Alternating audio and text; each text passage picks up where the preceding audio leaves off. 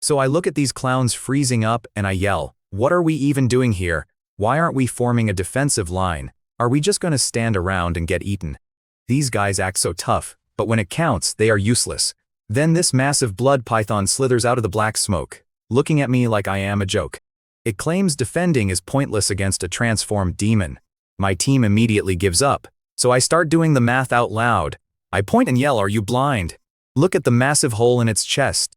The thing is bleeding out." The snake gets defensive, trying to act tough. I just sneer at it. I say, "Hey buddy, if you were really that strong, you would just eat us right now. You are only talking to stall because you are weak. You might fool these idiots, but I see right through your garbage." Han Annie and Sai Fengkai turn completely pale, looking like they want to crawl into a hole. I keep calling them idiots to their faces, but with death staring us down, they do not dare say a word. Stick with me here, because this is where it gets interesting. Wan Shuing and the Zixia Society crew finally realize the snake is half dead. It is basic logic, but panic makes people stupid. She starts looking at me like I am some kind of tactical genius. Realizing I actually have the brains and guts they lack, she is staring at me like I am the bravest guy around. But before anyone can hand me a trophy, the python just glares at me. It flicks that gross red tongue and hisses that it wanted to save energy, but now it has to get its hands dirty.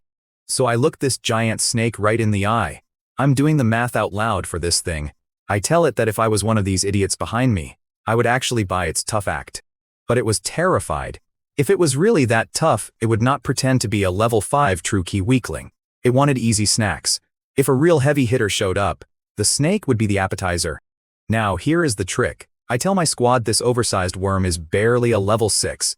I was lying through my teeth, honestly. I downplayed its stats by a full level because my squad was shaking in their boots.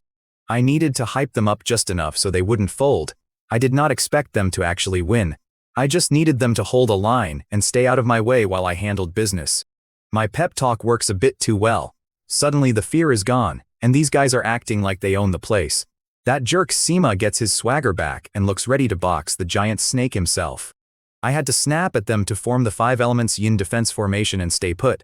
I swear, keeping these guys alive is a full-time job. Meanwhile, the python is glaring at me with absolute murder in its eyes.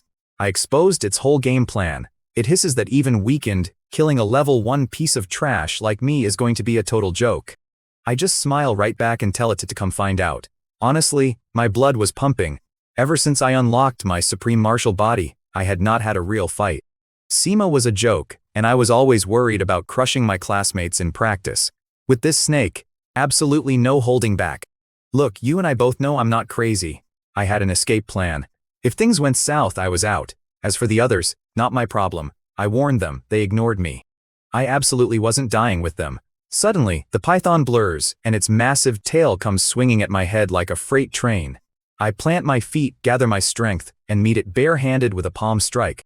Boom! The shockwave practically deletes the forest. Trees are snapping, dirt is flying like arrows, and we leave a 30-foot crater right where we clashed. My squad looks like they just saw a ghost. They could not believe a level 1 guy just did that. Sima's face went completely white. He finally did the math on what would have happened if he had actually pushed me into a real fight. I would have turned him into absolute dust. Wan Zhuing stood there with her jaw on the floor. Even at level 5, she could never pull off a hit like that. Ximon Yiliu looked ready to pass out, probably realizing she had been messing with the wrong guy. And Han Annie? She was practically green with jealousy. But let me tell you, I was not exactly having a great time myself. That snake hit like a truck. I got blasted back 100 feet, carving a massive trench in the dirt, spitting up buckets of blood. The python was way stronger than I calculated. But as I dragged myself out of the dirt, my wounds were already closing up. You could watch the skin knitting back together. That is the magic of the supreme martial body. Without the crazy healing factor, that one hit would have snapped me in half. But as long as I had blood in my veins, I could take a beating and keep swinging. The python got launched back too, plowing up the ground and kicking dust everywhere. It flipped back up, staring like it fully expected me to be a corpse. Honestly, fair assumption. That hit used 80% of its power. A shot like that would have flattened a level 7 martial artist, let alone a level 1 nobody like me. When the worm saw me stand up and dust myself off, it lost its mind. It could not accept that a mighty demon was struggling against some kid. It lunged right back at me. I knew a regular punch would not cut it, so I unleashed the 7th stance of my Raging Wave's 7-fold palm. Boom! An even bigger crater. I got launched further this time, skipping like a rock across the dirt. But the snake got blasted back 30 feet, and its tail was completely mangled into a bloody, painful mess. Look, you and I both know when you make a giant snake mad, you're in for a bad time. This blood python was absolutely furious, whipping itself upright and lunging at me. I dragged myself up from the dirt, everything aching. My healing was dragging because I had burned through all my blood and Kai. Even hitting it with my Raging Wave's sevenfold palm, a move that doubled my power, just wasn't enough. Honestly, if this thing hadn't been hurt earlier, I would be snake food. When it came at me again, I wasn't dumb enough to take the hit. I crushed a top-tier golden shield talisman, throwing up a massive golden barrier. The snake's tail smashed it to pieces in a second, but it bought me just enough time to dive a good 30 feet out of the way. The snake didn't let up, so I burned 2 more golden shield talismans just to survive. Using 3 of those finally gave me a second to breathe, and my wounds were mostly patched up. I could see Wan Xiuying and the crew staring at me like I had 2 heads. I was casually dropping talismans that cost at least 10 grand in spirit stones a pop. Yeah, turns out I am loaded with gear. I pulled out a strength boost talisman and slapped it on my chest. A rush of golden light soaked into my skin, and the power surge was wild. When the python lunged again, I didn't flinch. I fired up the Raging Wave's sevenfold palm and took it head on. Boom! My palm connected, and that massive snake went flying over 60 feet, snapping trees like toothpicks on the way down. Let me tell you, that snake was seriously spooked now.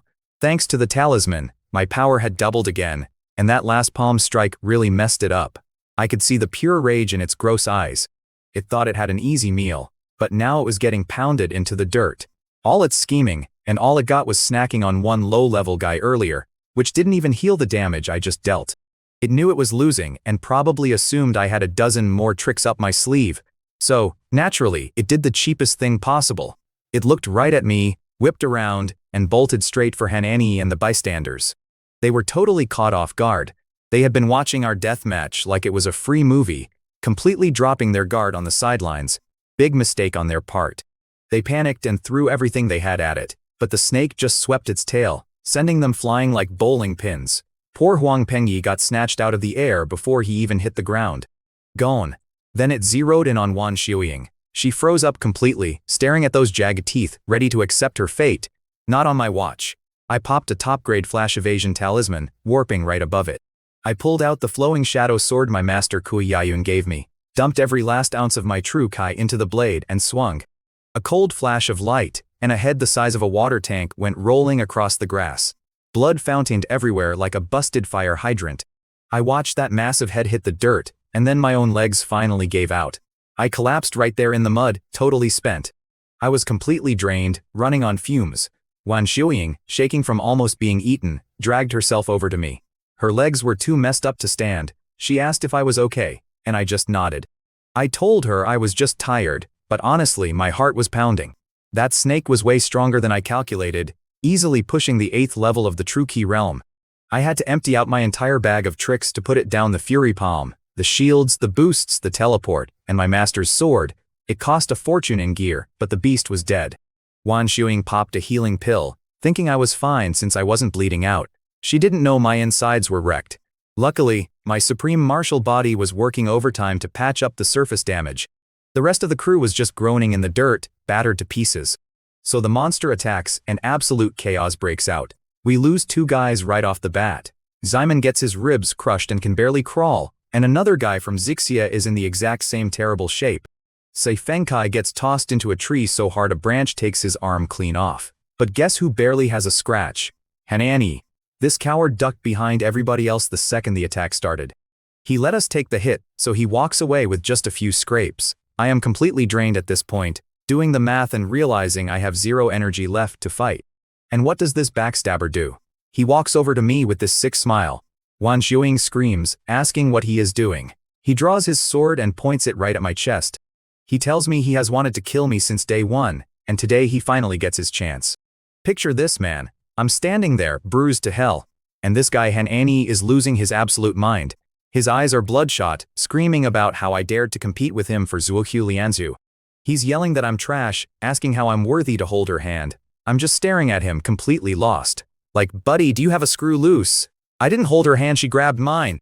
If you want to hold her hand so bad, go do it yourself. But no, he's throwing a full-blown tantrum.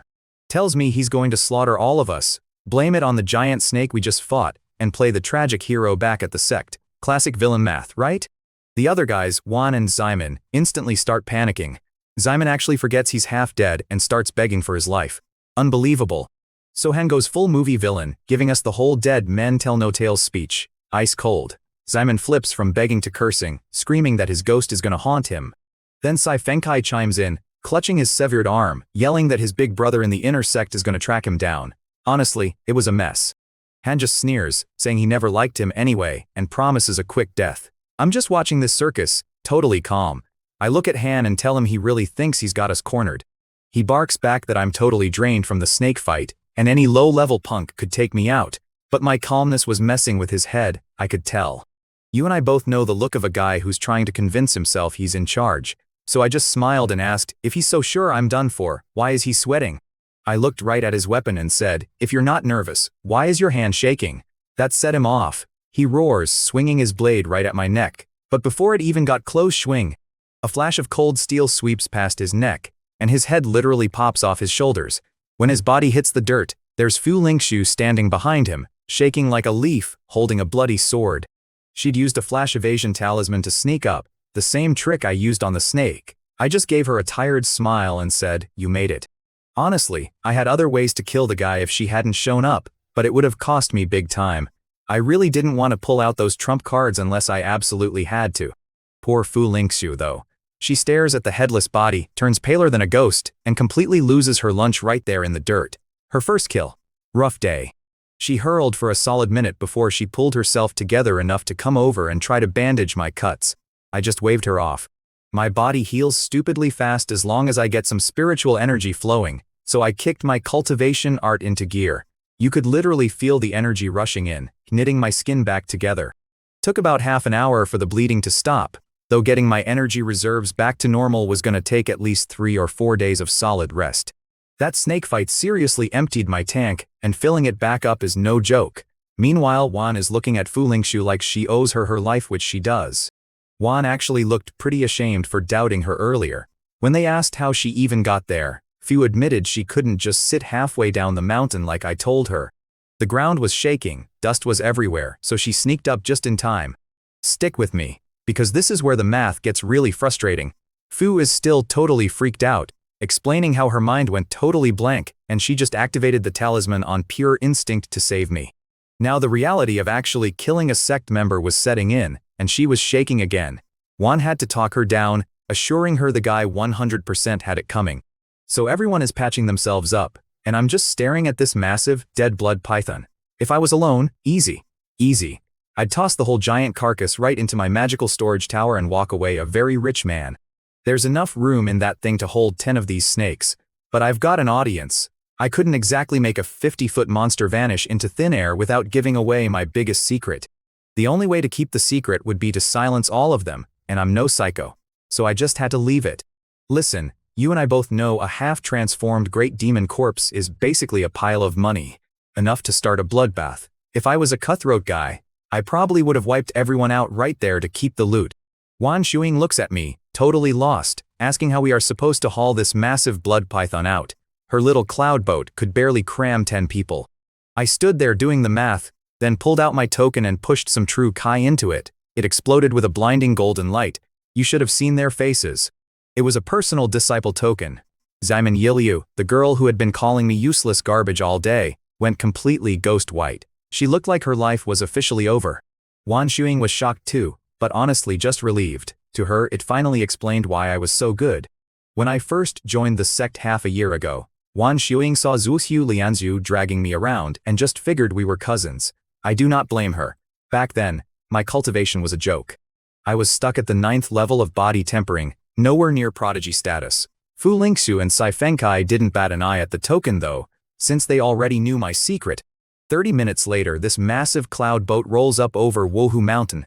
I hear a loud laugh, and my senior sister jumps down in her floral dress.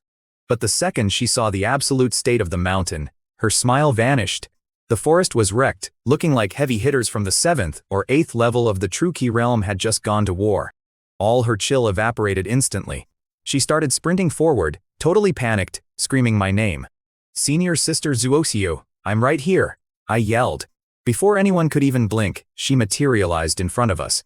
She took one look at my shredded clothes and breathed this massive sigh of relief.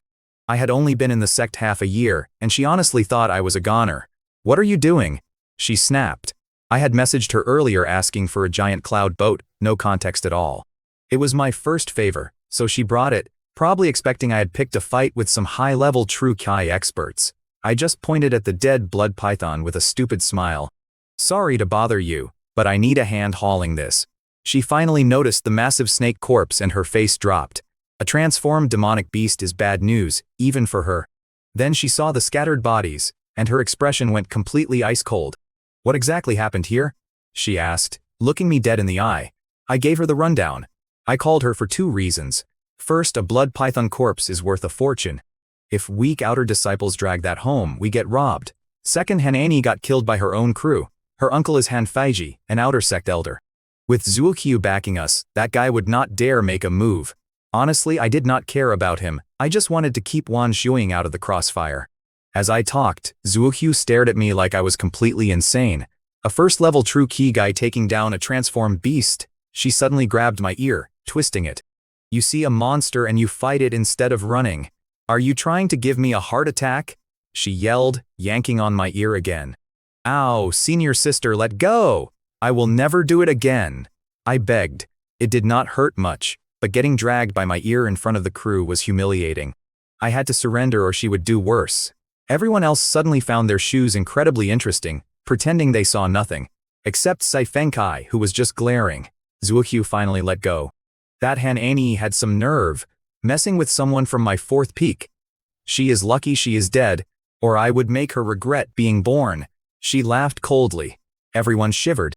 You always hear rumors about the 4th peak being crazy protective. And yeah, it is true. She waved her hand, bringing down the cloud boat. Her true Ki formed into massive ropes, tossing the giant snake right onto the deck. "That is Huahai realm power for you."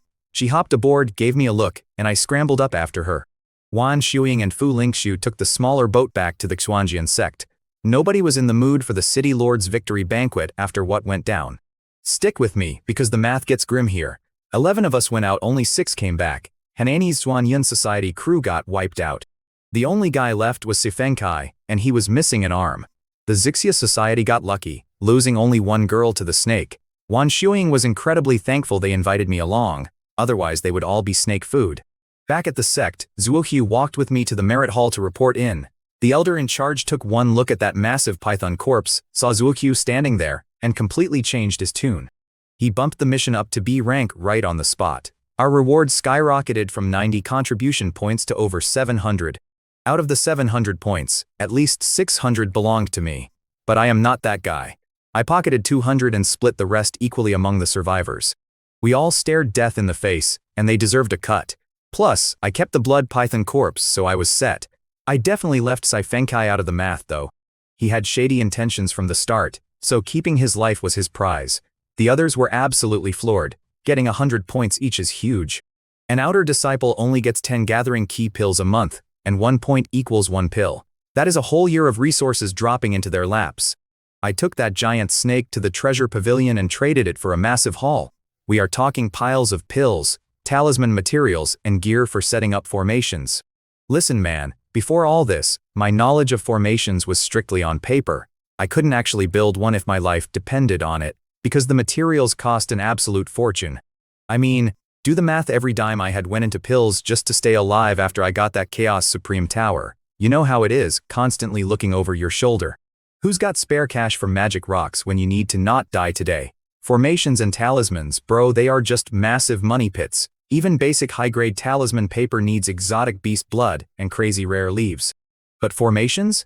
Oh, they're worse. You can carve a cheap one in the dirt, sure. But a blazing fire formation? You gotta drop serious cash on fire-attributed materials just to act as a core. It's a total racket, honestly. Same deal with the can water grand formation, you need water materials for the hub. Look, you and I both know you gotta play things smart, right? The first array I ever set up was a pill formation array. When I started the Chaos Heavenly Emperor art, I was burning through pills like crazy. Selling talismans paid the bills at first. But now that I'm a personal disciple at the Profound Sword Sect, I don't have a target on my back anymore. My natural cultivation speed is already off the charts, but with enough pills? Forget about it, sky's the limit. Here's the catch though, if I keep withdrawing metric tons of pills from the treasure pavilion, the higher-ups are gonna start asking questions. So I figured, why not just exchange for raw materials and cook them myself? Nobody bats an eye at a student grabbing supplies. Learning to refine pills is another huge money pit. You waste so much junk in the beginning that if I bought a ton of materials, everybody would just assume I sucked at it. Best case scenario, they think I'm a slow learner, which is exactly the cover I wanted. Plus, if I actually produce a surplus after eating what I need for my own cultivation, I can flip the extra pills for a profit on the side. Win-win, man. Now the pill formation array isn't just a one-size-fits-all deal. You gotta tweak the framework depending on the recipe. A first-grade body tempering pill array looks totally different from a second-grade key-gathering one. Luckily, I aced both my theory and practical classes like a total nerd, so I had the key-gathering formula memorized down to the last decimal. It still took me 2 totally embarrassing failures before I finally nailed the setup on the 3rd try. I tossed 50 portions of materials into the furnace, cranked up the array, and just stood there sweating bullets. I mean, it was my first time cooking with a formation, so I was half expecting the thing to blow up in my face. But the array kicks on, sucks in the ambient spiritual chi, and ignites this beautiful blazing fire. The materials just start breaking down and fusing on their own. Half an hour later, boom, done. I dumped the furnace out, doing the math in my head, 50 portions in, exactly 50 key gathering pills out. A straight up 100% yield. Zero loss. Normally, even with my flawless technique, doing that by hand would take half a day, and I'd still lose 10% of the batch. And a 10% loss rate is considered absolute genius level around here, doing it with zero waste in 30 minutes. I knew the Chaos Supreme Tower was insane, but this is just cheating. Cooking basic stuff like key gathering pills is cool and all, but imagine using this array on the big leagues. We're talking a zero failure rate on stuff that usually blows up 99% of the time. If the pill refining world found out, they'd absolutely lose their minds. I've heard rumors about crazy stuff like the heavenly fragrance life-renewing pills so rare my entire sect only knows them as myths. Anyway, for the next 6 months, I basically lived the dream on the 4th peak, just chilling, crafting talismans, setting up arrays, and popping into outer sect classes whenever I felt like it. I burned through their basic courses so fast that it wasn't even worth my time anymore unless it was the advanced stuff. If I wanted to learn more, I'd have to hit the scripture library or get a new mentor. But since I'm officially Kuei-Yian's disciple, finding another master is totally off the table. Now, to learn anything new, I had to hit the books in the scripture library. Sure, I could ask the elders for help, but that cost extra contribution points. I was practically groaning in pain as I handed over 100 points for a book called The Detailed Explanation of Pill Formulas. The attendants staring at me clearly thought I had lost my mind. Over 6 months, I had bought 50 precious texts on talismans, arrays, and weapon forging. The absolute cheapest book was 30 points, which is 3 months of pay for a regular guy. I was burning through cash, dropping 3,000 points in 5 months. Even hotshot inner disciples could never afford that. I flipped open the pill book, still wincing about the 100 points I just threw away. 100 points for a single book. Absolute highway robbery, man. The worst part? That stupid book was only the first volume for Tier 2 pills. Sure, it was cheaper than the open market, but still, I checked my token and stared at my balance. 100 miserable points left. I had completely blown through that massive payout from the Blood Python corpse. The only reason I wasn't totally broke was because I had been secretly slinging my homemade pills on the side. Over the last 6 months, I dragged my cultivation from the first level of the True Key realm up to the 3rd. I kept it slow, just swallowing 10 pills a day. Forced growth makes you sloppy, and I couldn't be too obvious since I only tested as a lower-ranked bloodline in Tianshui City. So, I cooked up a fresh batch of gear, threw on a black hooded cloak like a shady criminal, grabbed my heavy bag, and headed out. 50 li south of the peaks was Sheyang Peak, where the disciples ran an unofficial black market. The sect officially demanded we hand over all our loot to the treasure pavilion for points. But the attendants there were always skimming off the top, robbing the regular kids blind. The big bosses knew about the market but just pretended not to notice. Now, since I am a personal disciple, those attendants wouldn't dare steal from me, but I still wanted to keep my background quiet. I only gave the pavilion the boring stuff. I sneaked down the 4th peak to a quiet spot and pulled out a fresh talisman. I had just learned this crazy new trick from the Chaos Supreme Tower. I flashed a few quick hand seals, and right there in the wind, the paper transformed into a giant spirit crane. After surviving that mess, I hop on my spirit crane talisman and fly to Shayang Peak. The thing moves like an absolute rocket. I touch down, pack it up, and hike up to the market. I hand over my rent cash to the attendant and grab a stall to hawk my goods. I actually have this insane artifact called the Chaos Supreme Tower for storing items, but I am not stupid enough to show it off. Spatial gear is like having $1 million taped to your head. Guys would literally kill me for it. So, I lug around a heavy bag to stay under the radar. I am selling pills and talismans today. I studied artifact forging back in the outer sect, but besides making one decent treasure for a test, my forging skills are mostly just theory. This market is run by the Lingxiao and Yingfeng societies, so you just pay their little mafia tax and get down to business. Picture this, man. The sun goes down over Xiang Peak, but these glowing street lamps kick on, and suddenly the whole market is lit up brighter than a stadium. You would think people would sleep, right? Nah, the place gets even crazier. You got stalls selling everything from magic pills to enchanted swords, and yeah, even some desperate disciples working the dark alleys. It's wild. The Xuanjian sect is so massive that this market basically turned into its own booming little town. I'm sitting there sweating in this heavy black hooded robe. I gotta keep my face hidden, obviously, so I go by the name Tianshui here. Anyway, I just get my stall set up when two of my favorite regulars roll up. Shui Lian and Ma Jingyao. I take one look at them and grin. Boys, I tell them, it's been a month, and you're looking strong. Congrats on the level up. A month ago, these two guys were barely scraping by at level 7, and now they're already flexing at level 8. Shui laughs and tells me, it's all thanks to my gear, saying they absolutely would have died in some secret realm without it. Ma chimes in, staring at my giant black hood, complaining it's a shame they can't see my face and buy me a drink. I just give them this quiet, mysterious chuckle. Like, obviously I'm not using my real name. What would be the point of the sweaty disguise? Shu quickly changes the subject to what I'm selling today. I can totally tell he's terrified of offending me. He probably looks at my measly level 3 aura and thinks I'm hiding my true power. He knows my strength amplification talismans are superior grade, which you almost never see here. But the thing that really blows his mind is my flash escape talisman. You and I both know those things are ridiculously rare in this whole dynasty, mostly because the core runes you need to draw them are basically impossible to find. Xu is a second-ranked talisman master himself, so he knows the deal. He knows that without flawless runes, your talisman is basically scrap paper. I can see the gears turning in his head.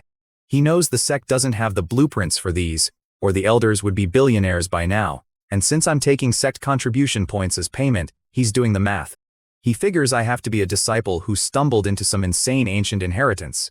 But he's smart enough not to ask questions. He knows one good piece of enchanted paper can blow up a guy 3 levels higher, and he doesn't want to test me. Honestly, our sect's talisman training is kind of a joke, so Xiui has basically hit a brick wall in his own crafting. That's why he treats me like some kind of boss. He knows firsthand that my gear kept him breathing in that secret realm. I slide right into full salesman mode. Alright boys, I tell them, gesturing at the table. I got strength amplification, golden shields, flash escapes. For pills, we got key recovery detox, blood strengthening. You name it, I got it. My brain is already doing the math on the profit. Ma is literally drooling over the spread, but then he winces hard. He complains the prices are too steep, reminding me they went totally broke at my stall last month. Zhua jumps in, sweating a little, asking if I can cut a bundle deal since they're buying in bulk. A single flash escape goes for 1,000 points. Shields are 300, strength buffs are 500. The math gets heavy fast. Last time Zui Lian and Ma Jingyao came around, they blew all their savings on 3 of my talismans. Guess what? Those papers saved their hides 3 separate times in that secret realm. Now they run straight back to me, but actually have the nerve to complain about the cost. I snap at them, asking what is more important, their pulse or their points. I told them to buy or bounce. Zhu instantly starts backtracking. I was not going to turn them away since they dropped 3,000 on me before. I just had to kill the haggling vibe early so nobody gets ideas. Then Xu asks if I take trades instead of points. Honestly, I am all for it. If they went to the sect's treasure pavilion to pawn their loot, those guys would absolutely scam them out of their hard-earned cash anyway. Xu knows my inventory moves fast. If he leaves to pawn his stuff, I will be completely sold out. So he whips out this suit of armor, calling it the Great Python Heavenly Scale Armor. He swears it can stall a 9th level true key fighter. I check it out, and my artifact classes pay off. It is decent, but he is definitely hyping it up. I look him dead in the eye and offer 2 flash escape talismans. Zhu groans, complaining the offer is too low. I just laugh at the guy. I point out his armor might buy him 3 seconds against a heavy hitter, but my talisman instantly teleports him out of danger. I asked him which one actually keeps his heart beating. He just stood there, totally speechless. You really cannot compare a heavy chest plate to a guaranteed escape route. Zhu had no comeback, mostly because my escape talismans literally saved him from getting wiped out last week. He takes the deal, looking like a beaten dog. Then he pulls out a fist-sized chunk of purple and gold rock. He puffs his chest out, claiming it is a mysterious high-tier ore, and says he is giving it to me because we are destined bros. Destiny my foot! He has zero clue what it is, and since he cannot forge artifacts, it is just heavy garbage to him. I take one look at this rock, and my heart starts hammering against my ribs. Red Sun Golden Thunder Ore. I aced my mineral classes, so I know exactly what I am looking at. This is a legitimate 4th-tier spiritual mine. Adding just a tiny shaving of this stuff to a weapon bumps it to a completely different level of power. Let me break the math down. This stuff is so incredibly rare it sells for more than most 5th-tier materials. A piece the size of a thumbnail costs a fortune, and this guy handed me a chunk the size of a baseball. I saw right through his salesman routine. He thought he was pawning off a useless rock. I kept my face totally blank, channeled my inner poker champion, and casually offered him 3,000 contribution points in store credit. His eyes lit up like a pinball machine. Zhu gives me a thumbs up and praises my keen eye, but I know exactly what he is thinking. He thinks he just completely scammed me. He is thrilled because unrefined ore is useless to a guy like him. He walked away thinking he pulled the heist of the century, and I just casually scored the ultimate jackpot. Look, this purple gold ore was high grade, but honestly, it didn't hold a candle to my giant python heavenly scale armor. And good luck fencing raw minerals unless you know a dedicated artifact refiner. So when I slapped 3,000 contribution points down, Zhu Lian thought he just robbed a bank. I could see the guy vibrating with joy, snatching up my talismans a flash escape, 2 strength boosts, 3 golden shields. Terrified I'd sober up and cancel the deal. Seeing this, Ma Jingyao gets $signs in his eyes. Figuring I'm a sucker for shiny junk, he whips out some boots and a piece of wood. Wind riding boots, he pitches. Top grade 2nd rank. Doubles your speed if you've got true Qi. He just shoves them right into my hands. I checked out those wind riding boots, did some quick math in my head, and offered the exact same price as the giant python armor. Defense is great, but if your speed is maxed out, nobody can even touch you. Invincible by default, right? Ma Jingyao grabbed 2 flash escape talismans, then slid this weird piece of wood across the table. Neither of these guys had a clue what it was. They just felt that 3rd rank aura humming off it. I kept my face deadpan and low-balled him at 2,000 points. He didn't blink, just swapped it for some strength and shield talismans. I almost burst out laughing. Knowledge really is cash, man. All those boring hours reading in the scripture depository paid off. If they knew what that ore and wood actually were, they'd never have traded them for some pieces of paper. So Xu and Ma pack up their bundles, looking like cats who got the cream. They definitely pulled way more out of that secret realm, but they weren't trading the really good stuff. Just as they leave, some kid yells their names, and a crowd swarms them asking about their loot. Zhu gives this fake, modest laugh, says something about just scraping by and bolts. I'm just sitting at my stall listening to the gossip. One guy is shaking his head. That Eastern Wasteland realm was a meat grinder. We lost 9th level true key guys, and those 2 idiots survived and leveled up. Talk about dumb luck. But then another kid chimes in, saying he heard when things went south, Zhu and Ma literally vanished into thin air to escape. Vanished? Someone asks. Yeah, I heard they used some crazy talisman. You could hear the gears turning before they all looked at my stall. You and I both know how this goes. The last few times I set up shop, they thought I was a total fraud. I'm just a low-level guy charging high prices, so they laughed at Xu for buying my gear. But guess what? The ones who laughed are rotting in the wasteland, and my customers came home rich. While they're rethinking their lives, some repeat buyers stroll up and grab more talismans. Then the rumors start. They're whispering about the Zinza's secret realm opening, and how every inner disciple has to go. The blood-finned sect is making a massive play for something inside, and our Xuanjian sect has to stop them. If the bad guys get it, we get wiped off the map. It's going to be a bloodbath in Xinzi, one guy mutters, saying they need all the gear they can carry. That was the tipping point. The crowd lost their minds and rushed my stall. Absolute chaos. They bought every single talisman and pill I had. Some paid in points, others just threw their raw treasures at me. I packed up this massive haul, hiked down Xiang Peak, found a quiet spot, and dumped it all into my Chaos Sovereign Tower. Then I grabbed my Windborn Crane talisman to head back. Of course, a few sketchy guys decided to tail me down the mountain, thinking they could roll me. I wasn't scared, but I didn't have patience for a brawl. So I popped a flash escape talisman and teleported 5 miles away. Poof. Imagine them standing there like idiots, cursing me for burning 1,000 points just to skip a walk. I could hear those outer sect guys talking trash from a mile away. Oh, he's just an outer disciple, a fat sheep, we should totally rob him. Right. Meanwhile, I'm doing the math in my head. I just pulled in tens of thousands of contribution points selling these talismans tonight alone. 1,000 points to me right now is like finding a quarter in the couch. I hop on my Windborn Crane talisman and cruise back to the 4th peak, feeling pretty good about my bottom line. But the second I step into my room, I freeze. Zuokyu Lingzhu is standing there in this floral dress. She's usually a total ghost, you never see her. Now she's pacing my floor, looking stressed out of her mind. Master wants to see you, she snaps, completely dropping her usual bubbly vibe. I ask why, but she just cuts me off. Not a great sign. This only confirmed my gut feeling that something was seriously wrong. The walk to Master Kuiyayan's main hall was suffocatingly tense, like walking into a principal's office, but worse. We get inside and man, my master looks like death warmed over. She's sitting on her cushion, pale as a ghost, with this nasty, ominous blood-red shadow glowing right between her eyebrows. I sit down, and she hits me with it instantly. She wants to teach me the 4th peak's martial arts tonight. I jump up like I touched a hot stove. Look, I'd been a little salty she hadn't taught me a single move all year, but I'm not a monster. I try to tell her to rest, that I can wait. But she just waves her hand weakly, looking me dead in the eye. If I don't teach you now, she says, there might never be another chance. Hearing, never another chance spiked my blood pressure. That's when Lingzhu chimes in and drops the bomb. Turns out, our master got nailed by this blood fiend azure nether poison fighting those blood fiend psychos. And she needs to go into deep seclusion to survive. Lingzhu starts swearing up and down she's gonna march into the Sinza secret realm to find this heavenly pivot mystic dragon herb to cure her. Master absolutely loses it. She starts yelling about the risks of suppressing your cultivation, threatening to kick Lingzhu out of the sect if she disobeys. Lingzhu tries to fight back, but Master just shoos her out of the room.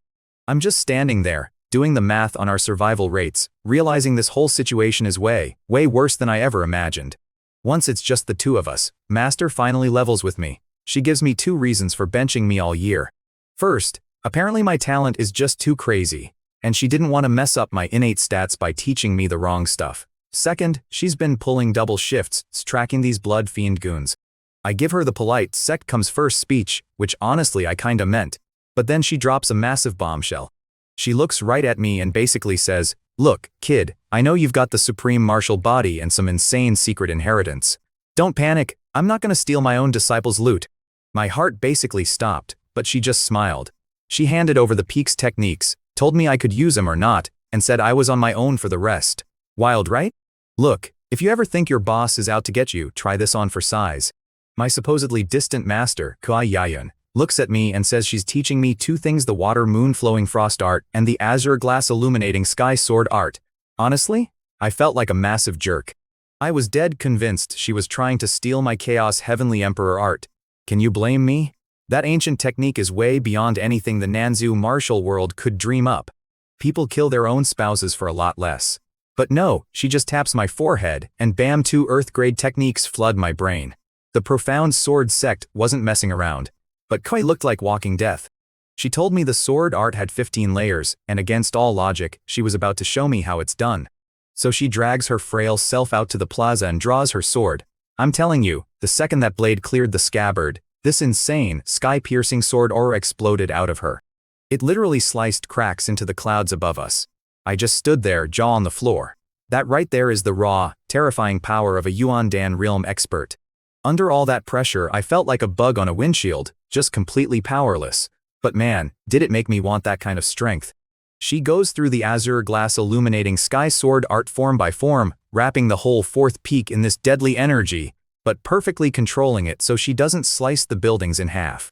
She stops at the 13th move out of 15. Tells me nobody since the founder has mastered the whole thing, and casually dumps the pressure of carrying on the legacy right into my lap. She's standing there in the freezing night wind, looking completely desolate in these black robes. She tosses me her old weapon, the autumn water sword, tells me to go bother my senior sisters if I get stuck, and turns to leave. I'm still standing there geeking out over the swordplay when she suddenly pitches forward. I didn't even think. I just bolted and caught her right before her face ate the pavement. She was out cold, blood leaking from her mouth. Now I'm no miracle doctor, but I'm a second-rank physician, so I checked her pulse. My stomach just dropped. Her internal organs were basically mashed potatoes, and worse. She had this potent poison aggressively eating away at whatever was left. You can't just meditate that kind of damage away. She needed a serious antidote, or she was completely done for. And honestly, I was torn because before today, she hadn't exactly been mother of the year to me. I mean, she took me in and ghosted me for an entire year. No training, no check-ins, nothing. But I did the math. If she hadn't forced herself to flex that sword aura tonight, she could have coasted for at least 3 more months. Instead, she chose to burn her last fuse just to pass on the peak's ultimate moves to me. Because of that stunt, the poison was running wild, and she'd be lucky to survive 2 weeks.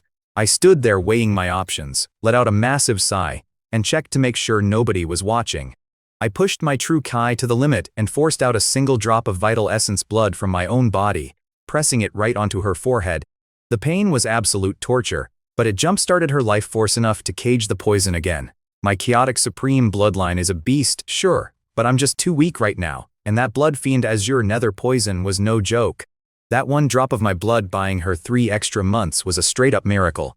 To actually cure that poison, I'd need to hit the Yuandan realm first to unlock my bloodline's real power. I just laid her on the bed when Zhuohu Lianzhu blew into the room like a hurricane. She shoved me aside, screaming about what happened. She'd been watching the sword lights from down the mountain, panicking. I played dumb and said Master's internal injuries flared up. I kept my mouth shut about the poison, because how do I explain my magic blood? Lianzhu lost her mind, yelling at me for letting our dying master teach me swordplay. I just gave this bitter little smile. What was I supposed to do, wrestle a Yuandan expert to the ground? But she was just venting, and I did technically cause the flare-up, so I let her yell. She ordered me to watch the master while she ran to get her dad. So get this, after lecturing me, Zhuohu Lianzhu just poofs. 10 minutes later, she's back with a guy dressed like a professor and an elegant woman.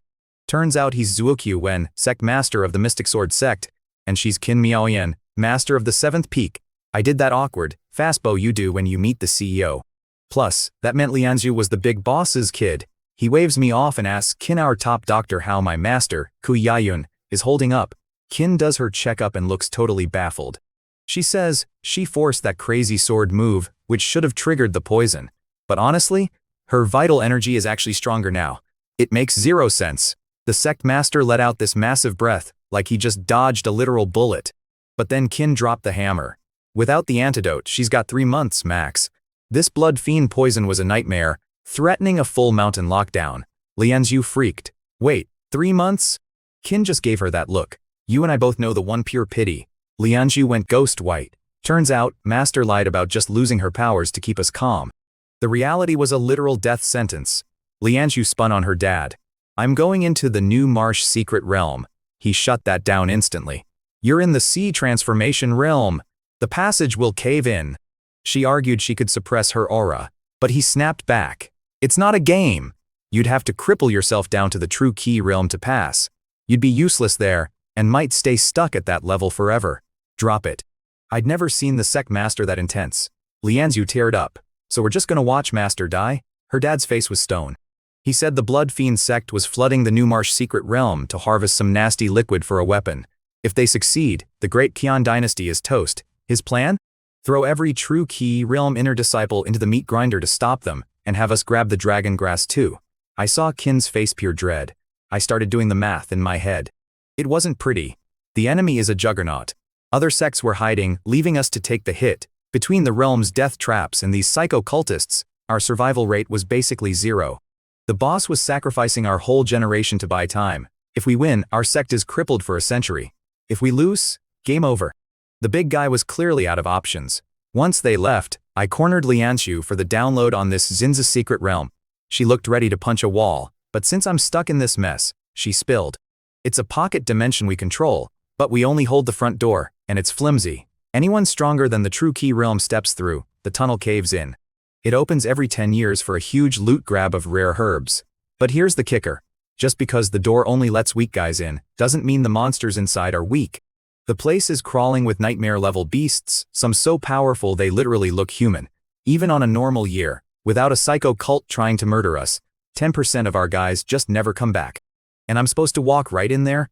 Man, my luck is just absolutely perfect.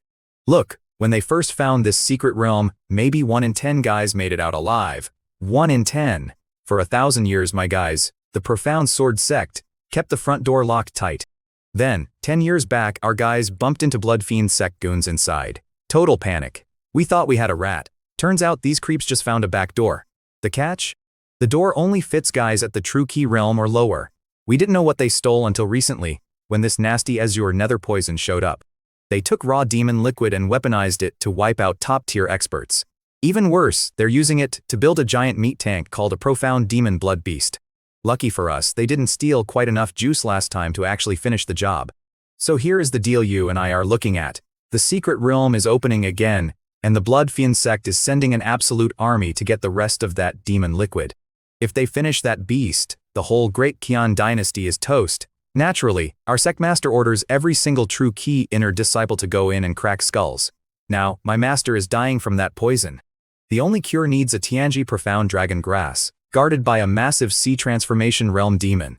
Asking regular true key guys to get that is like asking a toddler to rob a bank. I am only at the 3rd level of true key. I am just a personal disciple of the 4th peak, completely off the draft list. But what kind of guy would I be if I just sat back and let my master die? I had exactly 10 days to get ready.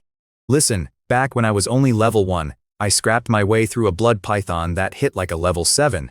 Now I am level 3, and I could flatten that snake head on. With my full bag of tricks, I can run with level 9 guys, but I am not stupid. I spent every dime I had.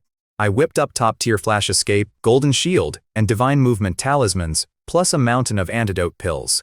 Good thing my Chaos Supreme Tower has endless storage, right? I blew tens of thousands of contribution points. Poof, bankrupt again. I strapped on my Great Python armor, laced up my wind-riding boots, and grabbed my autumn water sword. I spent the last few days cramming a new technique, mastering the first 3 moves of the King Liu illuminating sky sword art right before the buzzer. The entrance was at Anjing Peak, just a few hundred miles west of our main base. It is so close to home that even the bloodfiend creeps wouldn't dare start a war out front. I get there, and it is an absolute madhouse. We are talking nearly 10,000 disciples covering the mountain like ants. I tucked myself into a back corner because I did not want any extra eyes on me. Usually they gatekeep this event, but with the crisis, they threw the doors wide open. Anyone who wanted to risk their neck could walk in. You had all these outer disciples showing up, hoping to hit the jackpot on some rare loot and bump up their rank. Since there were so many low-level guys trying their luck, my measly 3rd level cultivation barely registered. I was just another broke guy looking for a miracle in the crowd. So, stick with me here, because this is where the math gets absolutely insane. The day the Zinza secret realm opens, the sky is literally buzzing. 5 of the 7 sword pavilion peak masters are hovering up there like gods. Down below, over 10,000 true key realm martial artists packed into the dirt. Usually, you gotta be top 1,000 in the inner sect just to sniff this place. But this time they flung the doors wide open. Got true key? You're in. Everyone is hyped, totally ignoring the fact that half of them are probably gonna become fertilizer. Plus, the sect tacked on 2 little side quests. Stop the bloodfiend goons from grabbing their demon fluid, and bag that magic dragon grass. Wealth from danger, sure, but stepping into that meat grinder felt like a wild gamble. The sect suddenly dropped an absolute bomb on us. 2 massive bounty tasks went live. Task 1, hunt down blood fiend sect disciples for points, scoring extra if you loot their blood fiend profound demon fluid. Task 2 was the real crazy one though. Bringing back a heavenly compass profound dragon grass pays out 500,000 contribution points. 500,000. With that bank, you could feed premium pills to a stray dog until it hit the sea transformation realm. The best part? You get an automatic pass to become a direct disciple at any of the 7 peaks, giving you access to the most elite martial arts we have. People went completely rabid over the news. Every single true key realm disciple bolted straight for the secret realm entrance like a stampede. Here's the thing, you gotta understand, you throw enough perks at people, and suddenly everyone's a hero. Old man Zuo Qin was actually shocked it worked so well. He was ready to force us all into this secret realm, but why use a stick when the carrot gets us lining up? Then, out of nowhere, boom, the sky over Anjing Peak literally rips open. This massive, swirling vortex drops right over the grass. Everyone loses their minds cheering and starts filtering in. I stepped through that portal and instantly felt like I'd been shoved into a spinning washing machine. When my eyes finally stopped crossing, I was standing in this wild, alien forest. Weird glowing trees, strange flowers. And the air, it was so thick with spiritual energy it looked like morning fog. I did the math, instantly cultivating in this place would be like putting my progress on absolute fast forward. So I fire up that chaos heavenly emperor art, and boom, a hurricane of spiritual energy rips through the air and slams straight into my chest.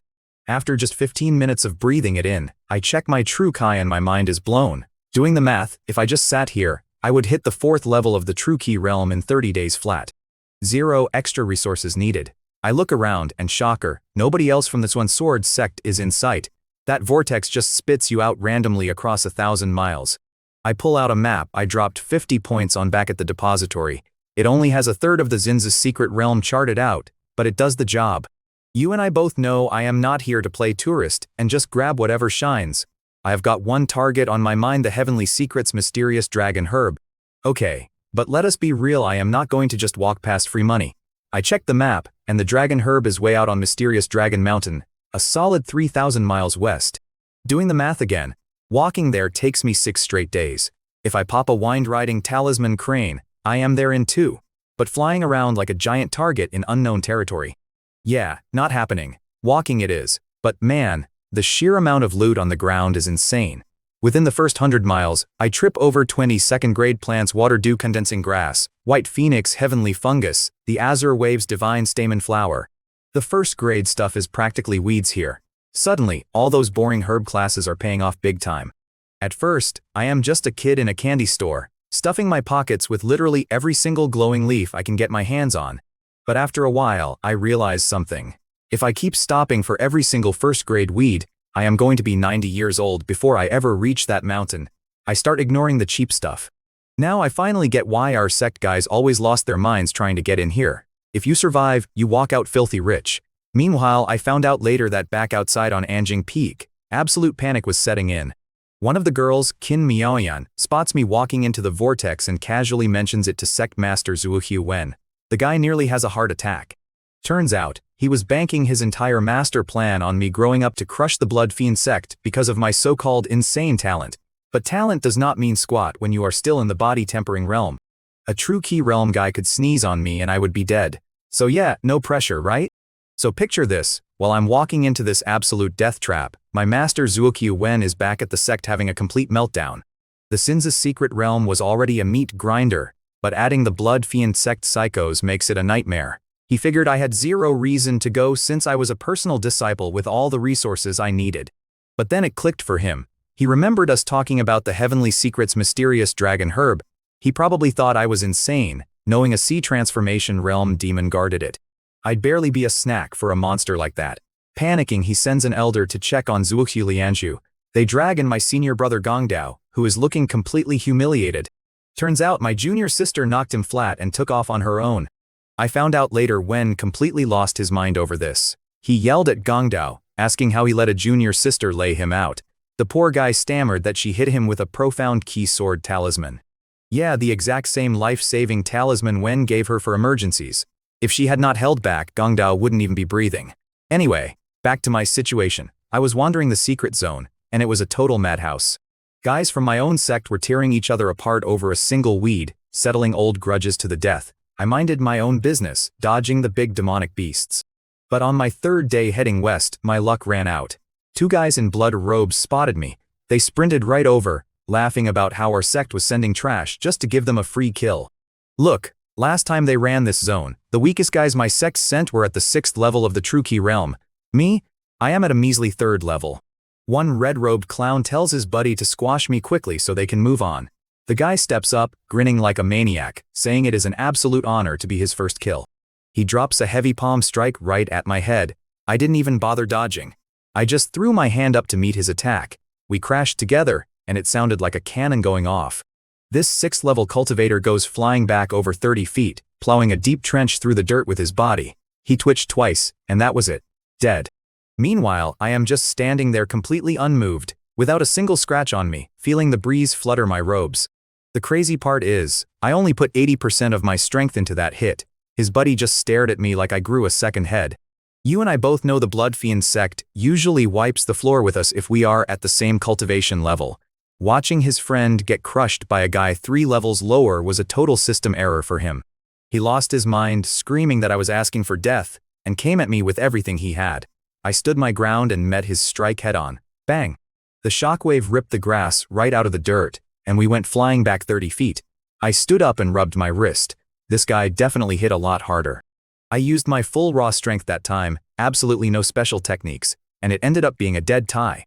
I started doing the math in my head. Without using any martial arts, my raw power equaled a 7th level true key warrior. With my full arsenal, I would absolutely steamroll him. The guy was breathing heavy, chest churning from the impact, while I felt totally fine.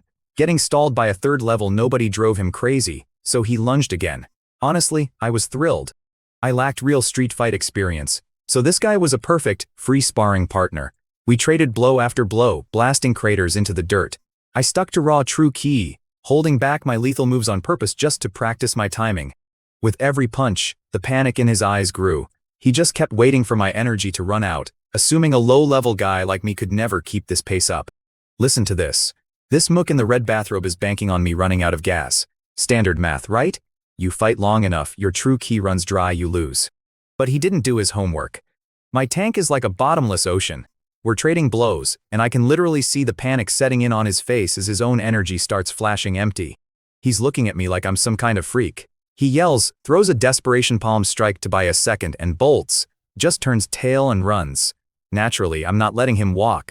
You don't try to ice me and get a free pass, especially not a Blood Fiend cultist. I slap 2 divine movement talismans on my legs, and I'm off like an absolute rocket. Before he even processes it, I'm standing right in front of him. You should have seen his eyes. The guy realizes he's trapped, right? He gets this desperate look and ignites a secret art. His hands turn completely red. He screams Blood Shadow Palm and swings this nasty bloody fog at my head. I'm done playing with this clown, so I dial up the 7th stance of my Raging Wave 7-fold palm and let it rip. Boom. The force hits him like a freight train. It was a total mess. Even I was shocked at the damage. Before, that move drained a 5th of my tank per swing, but now that I'm at the 3rd level of the true ki realm, I could throw 20 of those back to back without breaking a sweat. I looked down at my hand where his strike grazed me. That blood poison is supposed to be a guaranteed death sentence for anyone else. But between my Chaos Sovereign bloodline and my Supreme Martial body, it honestly felt like a mosquito bite, utterly useless against me. Listen man, you and I both know I have the worst luck, but after dropping those 2 blood-robed guys, I got a solid payoff. I pulled out my Swan Sword Sect token, and this creepy red mist floated off their bodies and sucked right into the metal. The Sect gave us these artifacts to track our Blood Fiend Sect kills. The screen showed 1 kill at the 6th level of the True Ki realm, and 1 at the 7th. Let's do the math. 6th level is 300 points, 7th is 600. Boom, 900 total.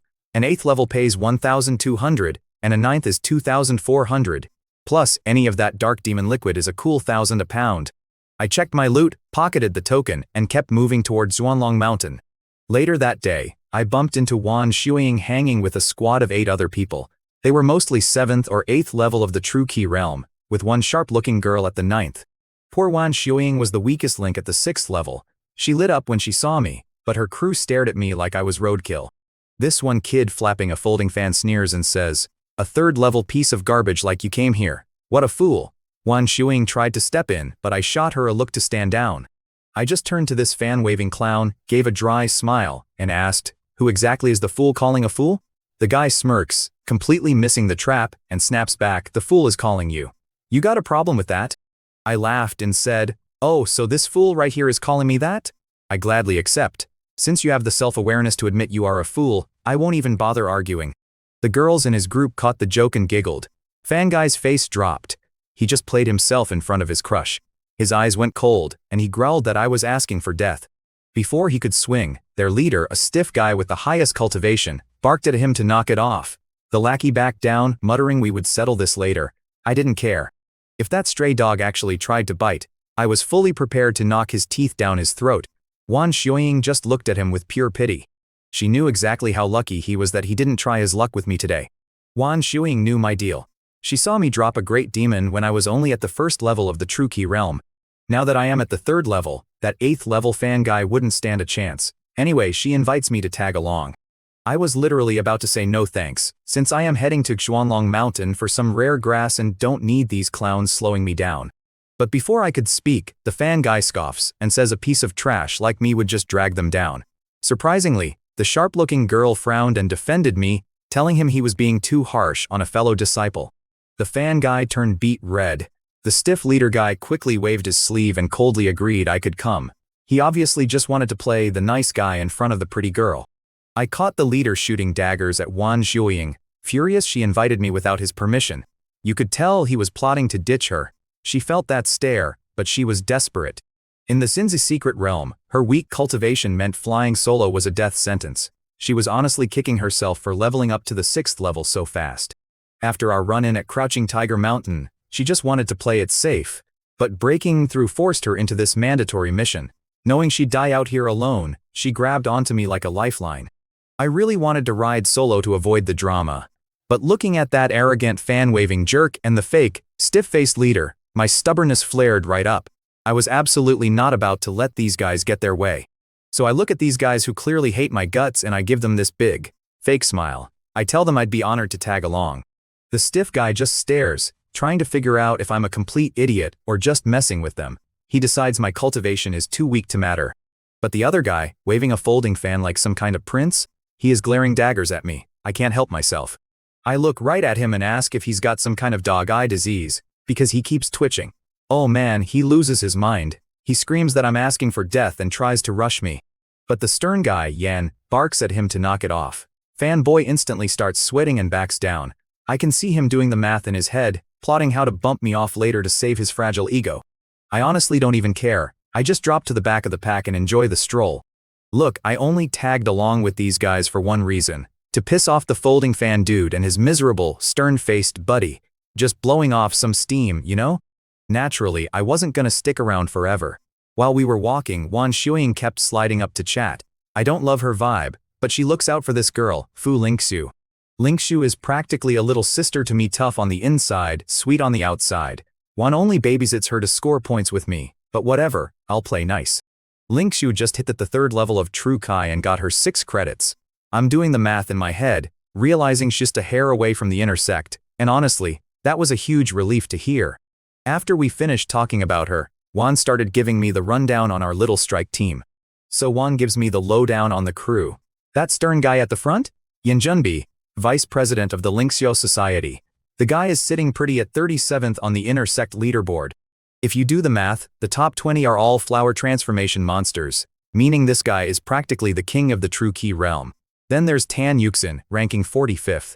Real Prodigy hit the 6th level insanely fast. And Folding Fanboy, Zhao Gaoqi, 8th level, but didn't even make the top 100, which honestly gave me a good chuckle. Turns out, they are all heading to Xuanlong Mountain too. The bounty for the Tianji Xuanlong grass is a one-way ticket to the top. But here is the kicker. It is guarded by a flower transformation demon. So their big brain plan is to team up with other factions, jump the beast together, and split the points based on who actually put in the work. I gotta be honest with you, man, hearing their strategy took a massive weight off my shoulders. You and I both know I had zero chance soloing a fully healthy flower transformation demon. That half-dead blood python back at Crouching Tiger Mountain nearly put me in the ground, so a healthy one? Not happening. But with these heavy hitters drawing aggro, my odds just skyrocketed. I don't even care who physically grabs the grass as long as it gets back to my master Ku Yayan. Sure, 500,000 in points sounds nice, but saving her is the only math that matters right now. Anyway, on the hike up, we start bumping into some serious 3rd-tier herbs. We found this full moon lotus, guarded by a level 9 True Key beast. Yan and Tan stepped up to fight, and man, watching a level 9 battle for the first time, absolute chaos. They literally flattened a 100-foot hill. So Yan bags the lotus, right? Then they chop the best parts off the beast and just leave the rest of the carcass sitting there in the dirt. A level 9 beast. Do you have any idea how much money they just left rotting away?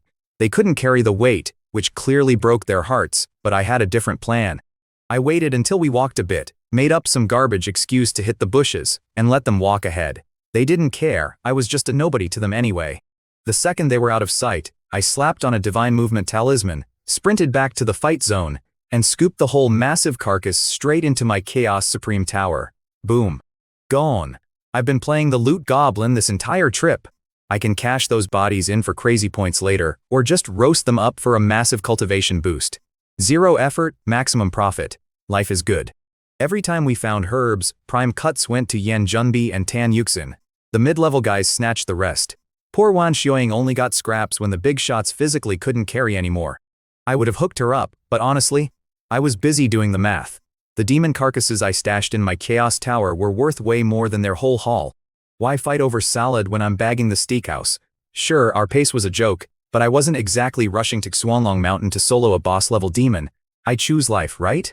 Anyway, I finish bagging this huge level 9 beast, circle back, and see this massive dust cloud ahead. Total chaos. Our squad was brawling with 5 guys in matching blood-red robes. Their lineup was stacked, 1 level 9, 2 8s and 2 7s, and they were looking for blood. I scan the battlefield and it's a total mess. Their level 9 guy is fighting Yan Junbi and Tan Yuxin 2-on-1, not even breaking a sweat. Our level 8 guys are barely surviving against 2 of theirs, entirely because Zhao Gaoqi is waving around some magic fan shooting hot wind. But the real disaster is the level 7s. They are getting completely dismantled. I look over and my stomach drops. Wan Xiuying is crumpled in the dirt, pale as a ghost, basically dead. I bolt over, prop her up, and pump a heavy dose of my purest true ki straight into her back. She coughs up some nasty dark blood, and finally opens her eyes. I immediately shove a top-tier 9-fold moistening return elixir right into her mouth. Man, my wallet was crying. Just the raw materials for that one little pill cost me 100 contribution points. Color actually starts coming back to her face. She thanks me, totally overwhelmed, knowing exactly what she just swallowed. That elixir costs 30 points at the pavilion, over half a month's salary for a rookie. Trust me, nobody else was dropping that kind of cash to save her. But right as I get her settled, an awful scream rips through the air. I whip around. One of our level 7 guys just caught a palm strike to the chest. He flies 30 feet, craters into the dirt, twitches once, and he's gone. Wan Xiuying only took splash damage earlier, which is the only reason she survived. With one guy down, the math gets brutal. Our fighters just don't hit as hard as these blood fiend psychos. Now this girl, Huang Yisu, is staring down a massive incoming strike, completely frozen. Her backup is dead, and she has absolutely nowhere to dodge. Look, picture this. You and I both know the look of absolute panic, right? Huang Yisu is staring death in the face. That's when I decide to step in. I blur past her and hit this smug, blood-robed freak with a palm strike that sounds like a literal bomb going off. Sent him flying. Now, I'm only at the 3rd level of the True Kai realm, which these guys basically consider human garbage. So Huang is just blinking at me, completely lost. Even Yan Junbi and the others are staring like they've seen a ghost, and Zhao Gaoqi looks like he just swallowed a live cockroach. The bad guys thought they had this fight in the bag. They didn't count on the quote-unquote trash taking out their level 7 heavy hitter. And the kicker? I only used the 5th palm of my 7-fold Angry Waves palm. If I had busted out the 7th, I would have turned that guy into a chunky puddle. Now, it wasn't out of the goodness of my heart that I held back. These blood fiend sect creeps deserve to die 10 times over. But I'm doing the math here. We are in a total death trap, and showing all my cards to this crowd? Not a smart play. The guy I hit is coughing up blood, trying to crawl away. Yeah, right?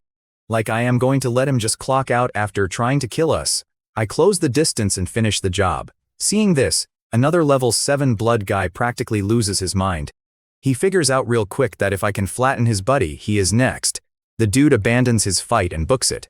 I let him go, mostly to keep my real strength a secret from Yan Junbi. The rest of the enemies take the hint and scatter. My so-called allies just stand there, realizing the trash they completely ignored just saved their miserable lives. Zhao Gaoqi is staring at me now, and that smug smirk is completely gone, replaced by pure paranoia. He is probably running the numbers, realizing I hit like a peak level 7, and figuring his chances against me are pretty slim. A level 3 doing that kind of damage. The whole group is looking at me like I am a freak of nature. They are convincing themselves I have some legendary heaven-grade bloodline, or that I am a secret disciple of a sect master. Let them think what they want. Anyway, everyone is completely gassed, so we stop to catch our breath. I find a decent rock and take a seat. Huang walks over, all sheepish, thanking me for pulling her out of the fire. I just wave her off, like whatever, do not sweat it. but she sits right down next to me anyway, staring at me like I am some kind of unsolved mystery. Then Tan strolls over, all smiles, asking my name and thanking me. She figures I am worth knowing now. I just look at her and say my name, flat, no chaser. I do not need to make friends with these people. I only answered because she was the one person who didn't treat me like dirt earlier. She gets the hint and backs off, figuring she doesn't need to kiss up to me anyway. I see Yenjunbi glaring daggers at me just because she said hello. The guy really needs to get a grip. I ignore his drama and go back to popping key gathering pills like they are candy. I have been eating them nonstop on the road. Huang watches me do this, completely baffled, and finally asks what I am chewing on. I just hold out the heavy pouch for her to see. I cooked up a massive stash of these before we got here, so I am basically a walking pharmacy. So look, I've been popping these key gathering pills like roasted peanuts for days. I'm sitting right at the peak of the 3rd level of the true key realm. Give me maybe 48 hours and boom, level 4. I'm just crunching away and I catch this girl, Huang Yisu, staring at me with her jaw completely on the dirt. Suddenly the whole camp is locked on me. Pure, unfiltered hatred. They thought I was just eating regular snack beans earlier, judging me for being a normal hungry guy. Now they realize I'm casually eating their entire monthly salary. The sect gives these inner prodigies what, 300 pills a month? That is 10 pills a day. I eat 10 in 5 minutes. They break their backs on missions just to scrape by. And here I am, treating premium resources like movie theater popcorn. You could literally see their brains short-circuiting as they tried to figure out who I was. Even that guy Yenjunbi looked sick to his stomach. It's not just about the cash. Do the math here. A normal guy at his level can refine maybe 60 pills a day, tops. Swallow more than that, and your veins basically explode. To absorb energy at my speed, you need a freakish bloodline and a top-tier technique. Now the whole group is dead certain I am some untouchable direct disciple. I could physically see the regret on Tan Yuxin's face for acting stuck up earlier. And Zhao Gaoqi, dude was sweating bullets because he had already run his mouth at me. Anyway, after that super awkward break, we hit the road and things got ugly fast. We started running into massive brawls between our Xuanjian sect and the Blood Fiend sect. Bodies were dropping everywhere, but our side was definitely taking the worst of it. Those Blood Fiend psychos just hit a lot harder. You and I both know how it goes. Normally, our guys would stab each other over a rare plant, but with these Blood Fiend psychos wrecking us, teamwork suddenly sounded great. Our group snowballed to about 30 people. Between the brawls and my pill snacking, I finally hit the 4th level of the True Key realm. The difference was insane. I started dropping 8th level enemies with my bare hands. No weapons, just straight fists. You should have seen Zhao Gaoqi. He could barely survive an 8th level fight even with his fancy magic weapon. After watching me fold a guy in half, he was absolutely terrified, probably waiting for me to snap his neck over his earlier trash talk. Later that day, we were trekking through a dense forest when we stumbled into a complete war zone. 20 of our Xuanjian guys were brawling with 20 of theirs in a brutal, dead-even meat grinder. Look, you gotta picture this. I walk up, and my Xuanjian guys are actually holding the line against the Blood Fiend goons. No numbers advantage, just pure stubbornness. The ground is a total mess mud, bodies, everyone coated in red. Soon as the blood guys see my group roll up as backup, they do the math and bolt. Yenjunbi, the guy I'm with, lights up and yells, "Brother Boo, it's you. You sent them packing." This Boo guy does the whole fake humble smile routine. Then his eyes land on me and his face drops like he stepped in something foul. It was Boo Feiyu. This jerk tried to lock me in the ice flame prison a while back to score cheap points with a guy named Saifengkai. And right behind him, Jizixin, the absolute biggest suck-up in the entire enforcement squad. I scan the rest of his crew and spot Zhang Yiling. He's one of the few enforcement guys who actually looks guilty when he bends the rules, but Jizixin? He is staring at me like he's already picking out my tombstone. Back at the main sect, my personal disciple token means nobody dares touch me. Out here in the Zinza secret realm though, that fancy title is totally worthless. No witnesses. I basically bought my own ticket to a dark alley. Zhang Yiling is sweating because he knows his boss's brother, Si Fengpo, has a massive grudge against me. These guys are doing the mental math on how fast they can cut my throat for a promotion. Yenjunbi looks completely confused by the tension. He turns to Boo and asks how a big-shot inner disciple like him knows a random nobody like me. Boo gives this dark little nod. He tells Yan straight up, "I am a personal disciple from the 4th peak, and I'm right at the top of Si Fengpo's hit list." Man, you and I both know how fast bad news drops the temperature in a room. But you should have seen their faces. Yan looks like he just took a taser to the chest. To these guys, a personal disciple is basically untouchable royalty. And Zhao Gaoqi, that loudmouth from earlier, his face goes completely dead white. He realizes he picked a fight with a guy from the Fourth Peak, a place famous for producing complete lunatics. His legs are shaking. Meanwhile, Tan Yuxin is quietly doing her own math. She sees the massive target on my back and is already plotting how to play the hero just to get on my good side. Tan figures if she saves my neck, she scores a massive favor from a VIP. She knows Bu is tough, but her society has heavier hitters on standby, so she isn't rattled. Yan Junbi, on the other hand, is sweating bullets. He wants zero part of this. Sure, killing me out here leaves no evidence, but if I somehow make it out alive, the Fourth Peak would come down on him so hard it's not even funny. I'm watching Bu's eyes, and I pinpoint the exact second he decides Yan has to die too. Yan is a flight risk now, a potential snitch. The numbers are just brutal. Bu has 5 guys at the 9th level of True Key. Yan only has himself and Tan. It's a completely lopsided fight. Bu is running the math right there, and you can tell he's absolutely certain he can slaughter Yan's entire crew without breaking a sweat. Yan definitely feels the vibe shift. You can see the exact moment he realizes he's on the menu now.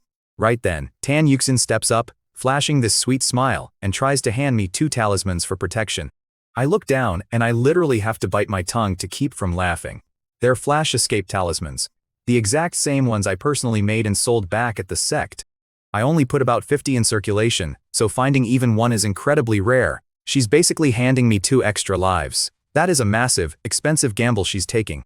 I take just one, hit her with a polite thank you, and say one is plenty.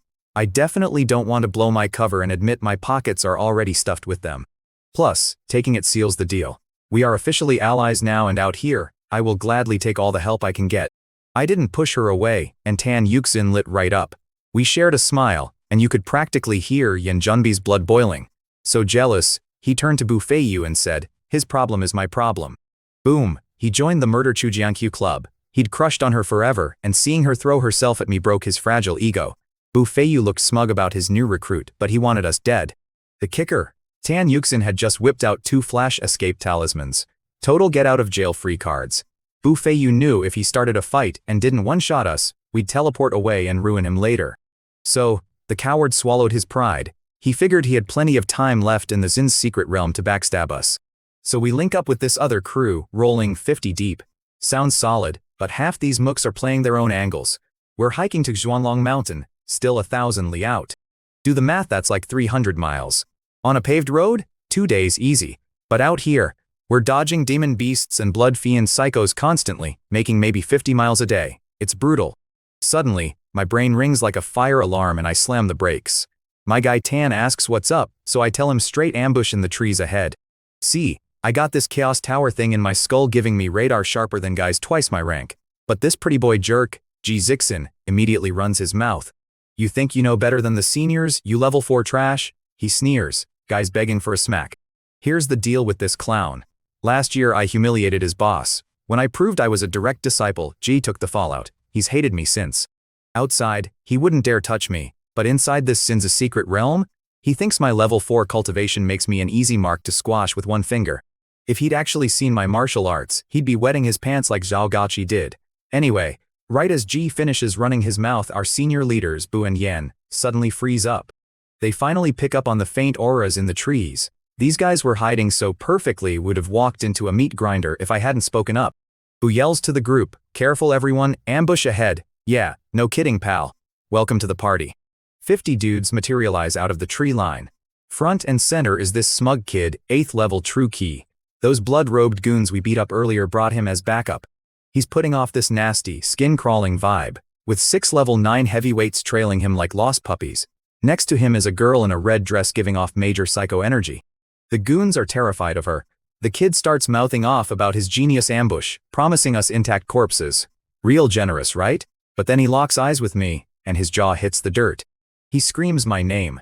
I felt my stomach drop. It was Aoyang Yuan, the rat who stole my bloodline, and the girl was Liu Tianyao, my backstabbing ex and my worst enemy. In just 1 year, they both turned into unrecognizable, sinister freaks. Half my mystic sword guys are drooling over her, completely forgetting we're about to get jumped. I'm doing the math in my head, right? These 2 aren't the highest levels, but my gut says they're the real threat. Liu Tianyao spots me and physically shudders. You could see the regret in her eyes. If she hadn't stabbed me in the back, she'd be a respected Sect member right now, instead of some Kree demon groupie. Word was she found an ancient blood fiend Sect ancestor to survive. She and Aoyang were just playing house, and he couldn't even lay a finger on her without angering her new sugar daddy. Aoyang shoots me this absolute villain smirk. He laughs and says he can't believe we're meeting again, still fuming about the massive humiliation I handed him back at the entrance exams. Picture this.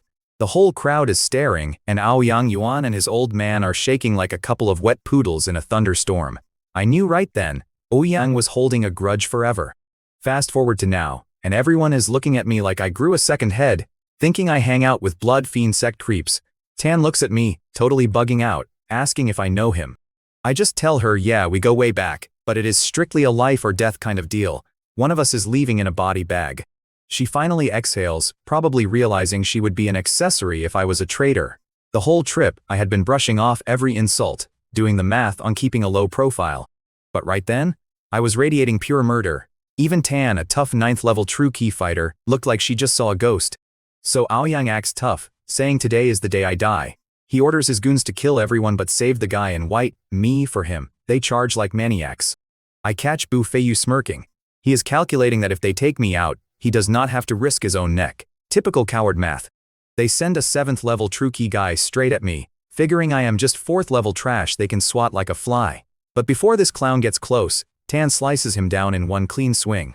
She knew protecting me was her golden ticket to the 4th peak.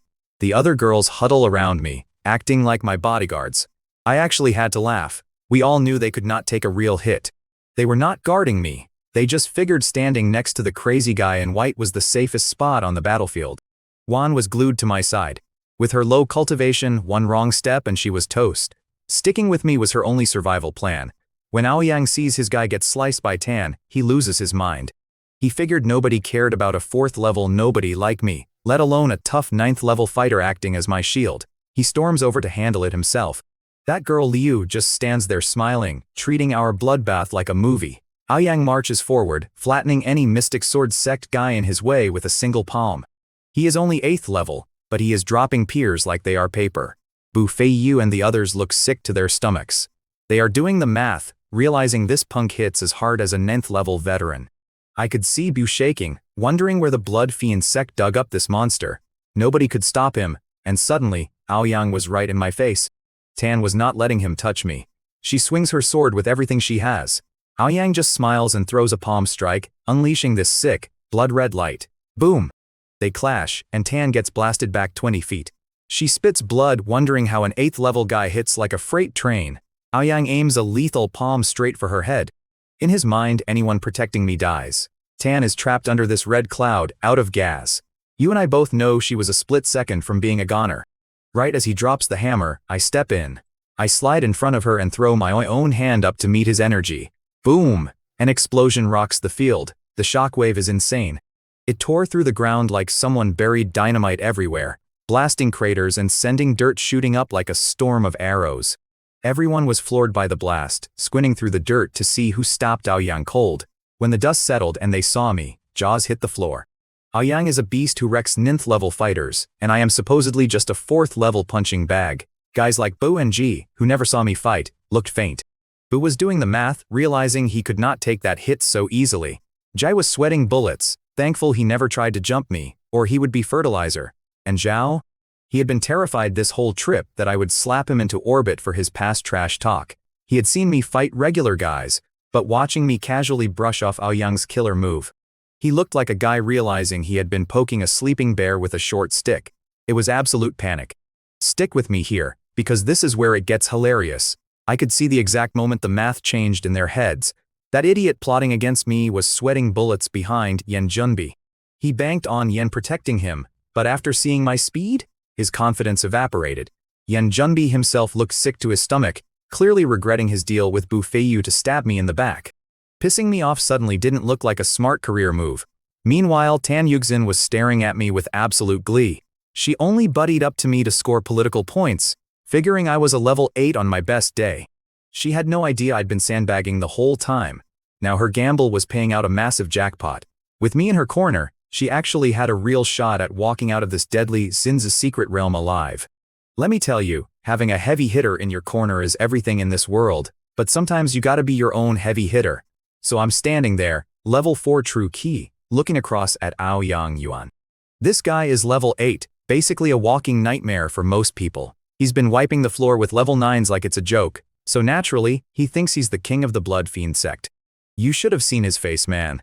So dark, you could wring it out like a wet towel. Why? 'Cause I just blocked his absolute best palm strike. He thought I was just some low-level speed bump. I mean, do the math. He's got double my cultivation level, and I still tanked his hit. He was expecting me to be eating dirt, but reality just slapped him right in his arrogant mouth. Stick with me here, because this is where it gets ridiculous. Aoyang is boiling over with jealousy. He stole a guy's bloodline to get this strong, and he still can't put me down. The humiliation is eating him alive. He starts screaming, telling me he held back, calling himself this young master, you know the type. Suddenly, this thick red mist explodes out of him, smelling like burnt hair.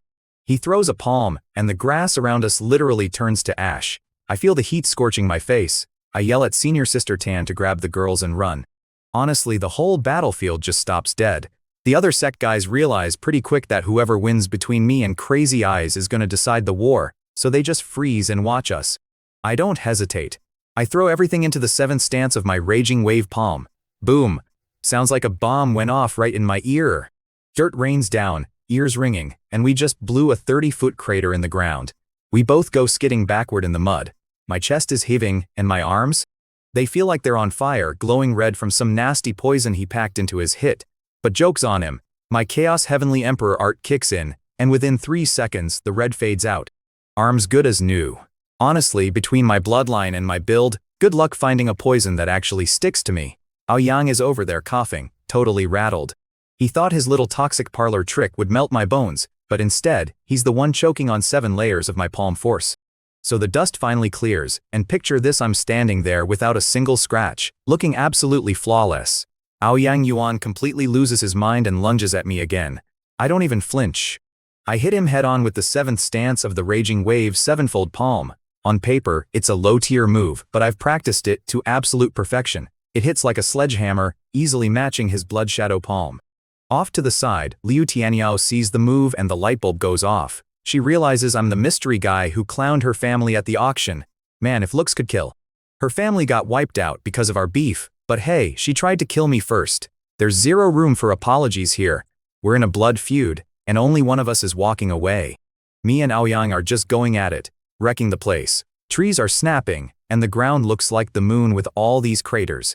The guys watching are huddled way back, because a stray shockwave would vaporize a normal level 8 fighter. I see Zhao Gaoqi and Ji Jixin shaking in their boots, looking paler than ghosts. They're definitely kicking themselves for ever messing with me. Bu Feiyu and Yan Junbi look like they swallowed lemons. They're doing the math and realizing if I turn on them, they're toast. But here's the sick irony of it all. The stronger I look, the more desperate they are to put me in the ground. We're way past making nice. Bu Feiyu might look intimidated, but I can see the wheels turning in his head. He's still plotting to take me out. Aoyang is getting seriously tilted. I'm doing the math in my head. He's an 8th level, and I'm a 4th level. He figured I'd run out of gas fast. But my energy is a bottomless tank, and it's driving him insane. Suddenly, this creepy blood mist explodes out of his pores. He throws a punch that hits me like a freight train. I go flying backward and spit blood. Okay, buddy, I see how it is. You want to use a secret trick to cheat your stats? 2 can play that game. You think I came out here empty-handed? I pull out a strength enhancement talisman and slap it right on my chest. It glows gold, and my power goes through the roof. This isn't the cheap stuff I sell to the rookies. This is a premium 2nd-grade talisman. My strength instantly quadruples. Now we're back in business. So now we're both juiced up, and it's a dead heat again. Boom! I hit him with a massive palm strike and send him flying.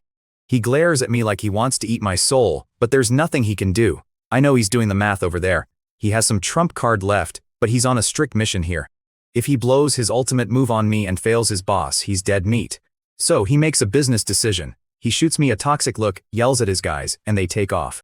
He figures he'll just hunt me down later since we're locked in here anyway.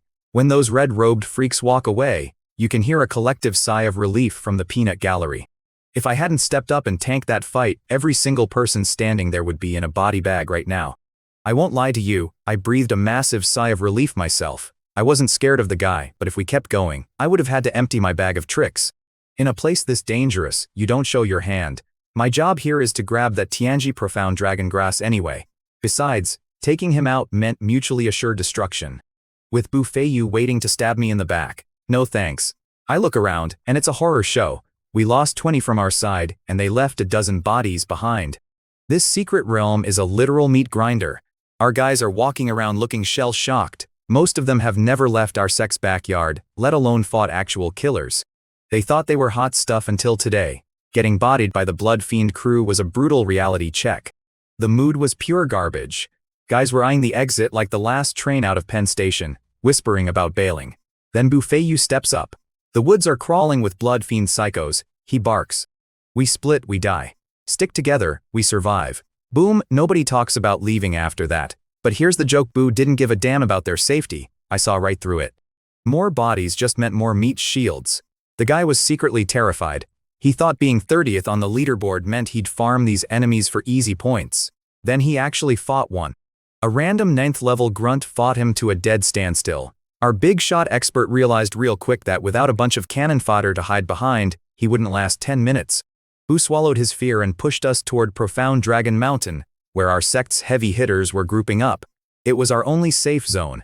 We stopped to rest, and I tossed back some key restoration pills. That brawl with Aoyang Yuan had totally drained my tank. Without them, I'd be useless for 3 days. The Sect charges 30 contribution points a pop for these. Total scam.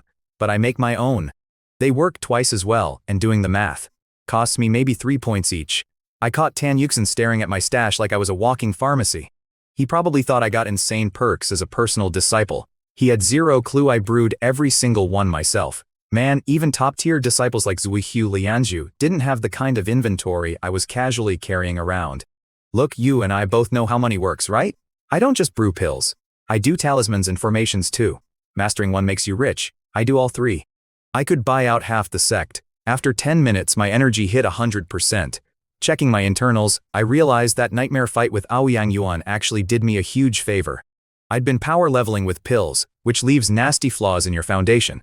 But getting pushed to the limit, it hammered my cultivation perfectly solid. Even better, his toxic blood shadow palm kicked my bloodline into overdrive. Thanks for the free buff, man. I opened my eyes and saw Wan Shuing nearby, totally stressed. You couldn't blame her. With her power level, if she hadn't glued herself to our squad, she'd already be monster food. I did the math on our odds, and it looked completely grim. I wasn't even sure I'd make it out, let alone play bodyguard. I pulled a fat stack of talismans from my jacket and held them out.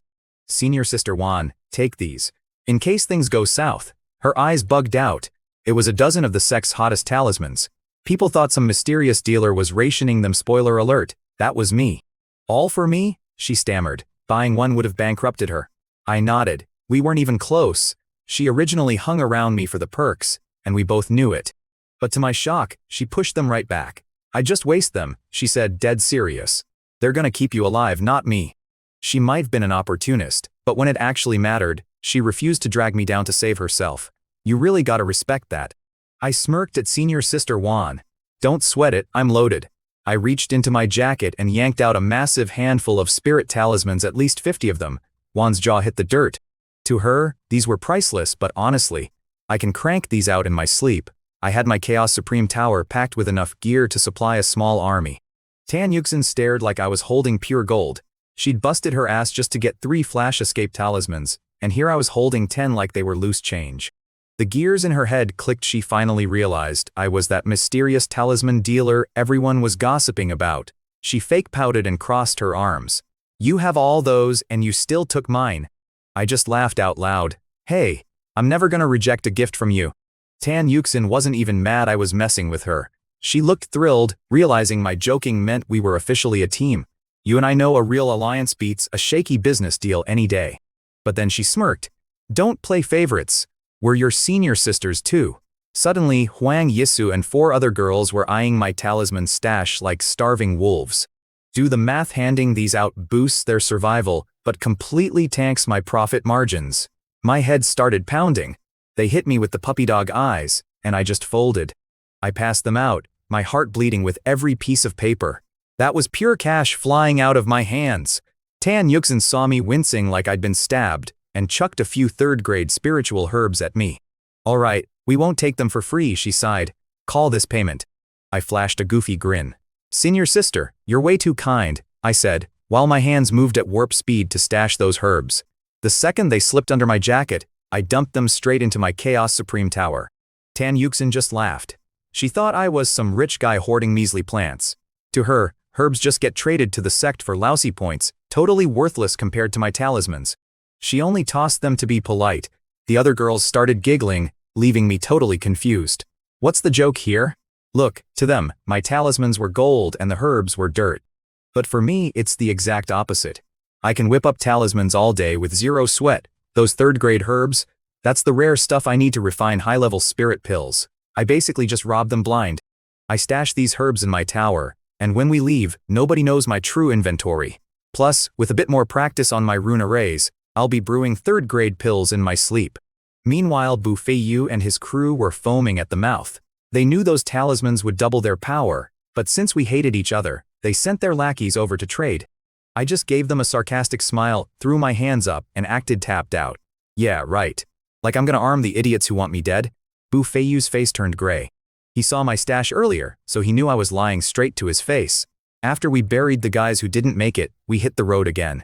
We actually caught a break. We didn't run into a single blood-robed freak from the Blood Fiend sect for the rest of the journey. 2 days later, we finally spotted Zhuanlong Mountain. It was just this sad, lonely peak sitting in the middle of a barren grassland, maybe 100 shang tall. But man, 10 li out, we started hearing these thunderous roars that literally made the trees shake. I looked around, and everyone in our group had gone ghost white. My own hands were freezing. We all wanted to bail. Even our fearless leader Bu Feiyu looked sick, but he was trapped by his ego. He couldn't run without ruining his reputation, plus he had promised to meet the other leaders at the base. So he forced us to march on. By the time we hit the bottom, we found hundreds of Xuanjian sect disciples just hanging around, including at least 80 guys at the 9th level of the True Key realm. The mountain was a nightmare. A demonic beast maybe 10 zhang tall and 40 long was brawling with 8 guys. Picture a lion body, a tiger head, and 4 wings leaving giant craters everywhere. Behind it on the cliff was a glowing blue plant, the Tianji Xuanlong grass. The whole reason I dragged myself into this miserable secret realm. Those fighters were way stronger than Aoyang Yuan. A crew that stacked would normally butcher a sea transformation expert. But here, they were barely surviving. Then I saw a familiar floral dress dodging through the chaos. My heart dropped. It was senior sister Zuoqiu Lianzhu. She actually snuck in behind the sect master's back, paying some insane price to seal her cultivation all the way down to the 9th level of the True Key realm. I read about that realm sealing trick back in the scripture pavilion. Undoing it is harder than a normal breakthrough. What really blew my mind was the 12-year-old girl next to her. She was just using her bare pink fists to shatter Tenjiang boulders like cheap glass. Zuoqiu and this kid were the only ones fighting the beast head-on. I knew my senior sister was getting stressed. At full power, she'd have turned this overgrown cat into a rug by now, but with her power capped, she was doing 0 damage. Everyone's true ki was draining fast, and the others were clearly looking for an exit. Then boom. The beast blindsided one of the fighters. He launched backward like a literal cannonball, smashed into the solid mountain wall, and got completely buried in the stone. Taking a massive hit like that?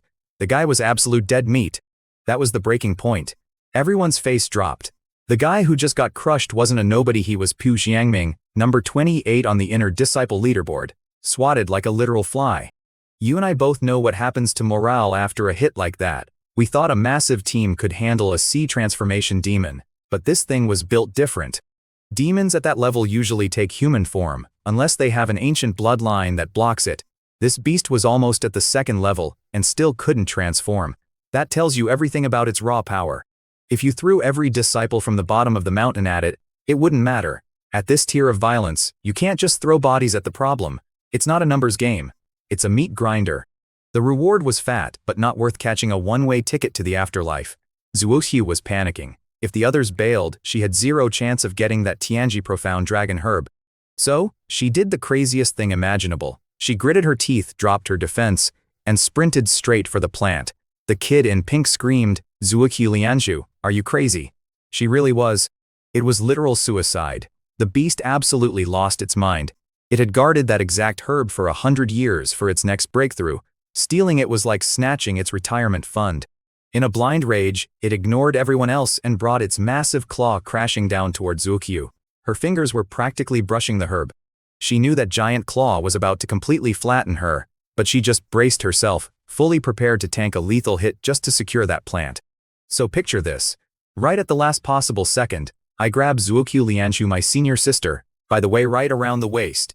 I pull her in tight, pop a talisman, and boom, we are standing at the bottom of the mountain. She is pressed up against my chest, face turning bright red, absolutely furious. But then she looks up, sees it's me, and her jaw just hits the floor. "Junior brother Chu, you are here to get yourself killed?"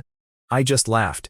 "Hey, if you get to be here, why can't I?" She starts yelling about how she's here for the Tianji profound dragon herb. I look her dead in the eye and tell her I am here for the exact same plant. She loses it, calling me suicidal. I just shook my head. "Look, jumping at a giant monster empty-handed. That is what we call actual suicide, sister. You had zero plan." She gets so mad she cannot even form words. Then it clicks in her head that my arms are still wrapped around her. Man, she shoved me off like I was on fire. "I was an inch away from the herb. Why did you grab me?" She huffs. But honestly, I could see the cold sweat on her neck. Do the math, if I had not snatched her, that beast would have turned her into pastrami. Dead sister, no herb, game over. She takes a breath and asks, "What move was that? How are you so fast?" See, I am only at the 4th level of the True Key realm. To her, I should be moving in slow motion. So I casually pull out a flash escape talisman, hand it over, and shrug. Just a little trick. I had to burn 2 of those bad boys to pull off that rescue, by the way. She just stared at the paper in her hand, totally speechless. You and I both know an item like that is basically a free extra life. Where did you even get this? She asks, eyes wide. I just gave her this smug little smirk and said, "I found it." Oh man, she was so annoyed. She was 5 seconds away from smacking me when this sarcastic voice pipes up. "Wow, you ran away fast. Glad you have time to be all lovey-dovey while the rest of us got wrecked." We turn around, and it is this little girl in red. She is covered in dirt, clothes shredded, looking like she lost a fight with a wood chipper. The other guys with her looked just as bad. Soon as we bailed, they got stomped and had to run for their lives. Luckily, the giant monster stayed put to guard the herb instead of chasing them down. Lianshu looked at the dirt on this kid's face and honestly looked a little guilty for almost getting everyone wiped out. If I had not pulled off that rescue, my senior sister would have dragged that squad into an early grave. The little girl in red points her chin at me and smirks. "So, is this your little boyfriend? Gotta say, he looks pretty weak." Soon as she dropped the boyfriend line, every guy in that group looked like they wanted to murder me. See, Lianshu is the untouchable goddess of the sect. You try to flirt with her, you end up with broken bones. But they all just watched me hold her in my arms, and she did not vaporize me. They are doing the math. Who is this nobody kid, and why is he hugging the Ice Queen? I could feel the heat radiating off these guys. They were so jealous. I am surprised they did not catch fire on the spot. You and I have probably both walked into some awkward rooms, but right now, you can literally feel the heat from every guy in the place glaring daggers at me. They're doing the math, trying to figure out how a guy with my garbage cultivation scored Zuokyu Lianshu. She doesn't even deny we're a thing, which makes the crowd groan in absolute agony. Then she starts roasting this 12-year-old girl in red. The kid gets so mad her face turns the color of a fire truck. She yells about a fight, but she's clearly terrified of Lianshu. Zero intention of throwing hands. But then she spots me. I'm leaning there, chuckling at the drama. I can practically see the gears turning in her head. She figures, hey, if I can't beat the boss, I'll just flatten her weak little boyfriend instead. She gets in my face, yelling that Lianshu can't protect me. I thought she was just talking trash, just some hilarious banter. But man, I miscalculated. She winds up and throws a massive punch straight at my jaw. I barely throw my hand up and catch her tiny fist. Let me tell you, that punch had some serious heat on it. Lianshu practically has a heart attack watching this. She knows I'm tougher than my level 4 status looks. But this kid is swinging way above a level 9 weight class. A hit like that would turn a normal guy into a chalk outline. The funniest part? Right in the middle of the swing, the kid realizes she might actually kill me. Her face goes pale. She's fully panicking, totally convinced she just accidentally murdered the helpless pretty boy. Picture this, man. Everyone is bracing for an absolute bloodbath, and I just reach out and catch this kid's fist. A tiny pink fist, right? But I swear it hits like a runaway subway car. She threw 70% of her max power at me. I'm doing the math in my head 70% against a key realm 4th level guy like me. Yeah, I should be a grease spot on the pavement right now. A 9th level would have been vaporized. But I lock her down like a brick wall. My senior sister, Zuokyu Lianshu, is staring at me like I grew a second head. She knows my heaven-grade bloodline is no joke, but even she's stunned. So what does the kid do? Her pride gets hurt, she bumps it up to 80% and swings again. I swear to you, I felt my bones rattle. I'm standing there thinking, is this psycho kid actually trying to kill me? Look, I was playing it cool on the outside, but that first punch took literally everything I had. I was firing off my absolute strongest moves just to not get my arm ripped out of the socket. Thank God my senior sister slaps the kid's hand away before I completely collapse. She glares at her like, "Are you asking for a beatdown, Tang Ningxin?" And this little girl just puts her hands on her hips and yells at my terrifying senior sister to pay her tab for freeloading meals at the 7th peak. I mean, Zuoshu completely folds. It's hilarious. The kid absolutely owns her over unpaid lunch money. Zuokyu clears her throat, trying to look cool again, waves a flash escape talisman right in my face, and asks how many I have left. Her big master plan: teleport right in and yank that Tianji profound dragon grass. I had to shut that down immediately. I look at her and say, not happening, that is way too suicidal. She gets all defensive because her master's life is on the line, but I have to explain basic logic to her. We literally just used that teleport trick right in front of the monster's face. To prove my point, I burn one of my talismans, pop up right next to the plant, and boom, a giant ugly claw swipes at my head faster than a New York cab running a red light. I had to burn another talisman just to survive. I reappear next to her like, see? I tell her, let's play this out. We grab the grass. Great job. Now this sea transformation beast has absolutely zero reason to stay in one spot, and it goes on a psychotic rampage. Every single one of us gets turned into minced meat. I watch all the blood completely drain from her face. She looks like she is about to pass out on the spot, realizing her master is basically doomed. But then she looks at me, sees me just standing there totally calm, and the gears finally turn. Why would I walk into a giant death trap if I didn't have a hustle ready to go? She asks if I have a play. I give her a smirk and say, yeah, obviously, but we are gonna need some bodies for it. Oh man, you should have seen her light up. She spins around and glares at all the big shot inner disciples hanging around us, basically telling them they all work for me now. These guys who normally walk around like they own the whole block are practically shaking in their boots. Especially these two absolute losers, Bu Feiyu and Yan Junbi, who were planning to stab me in the back anyway. They look like they are walking to the electric chair, realizing they are my new cannon fodder. Picture this. I am standing there, and I can actually hear Zhao Gaoqi and Ji Zixin knocking their knees together. They were terrified of Zuokyu Lianshu. Even that little girl in red kept her mouth shut. She sneaked into the Sin's secret realm just to grab the Tianji profound dragon grass. Then you have Tan Yuxin sucking up, hoping to score a spot on the 4th peak. I looked at the massive crowd and told Lianshu to clear out everyone who wasn't strictly necessary. She booted everyone except 20 elites. I had to do it. If that Huahai stage great demon went berserk, it would turn those kids to mist.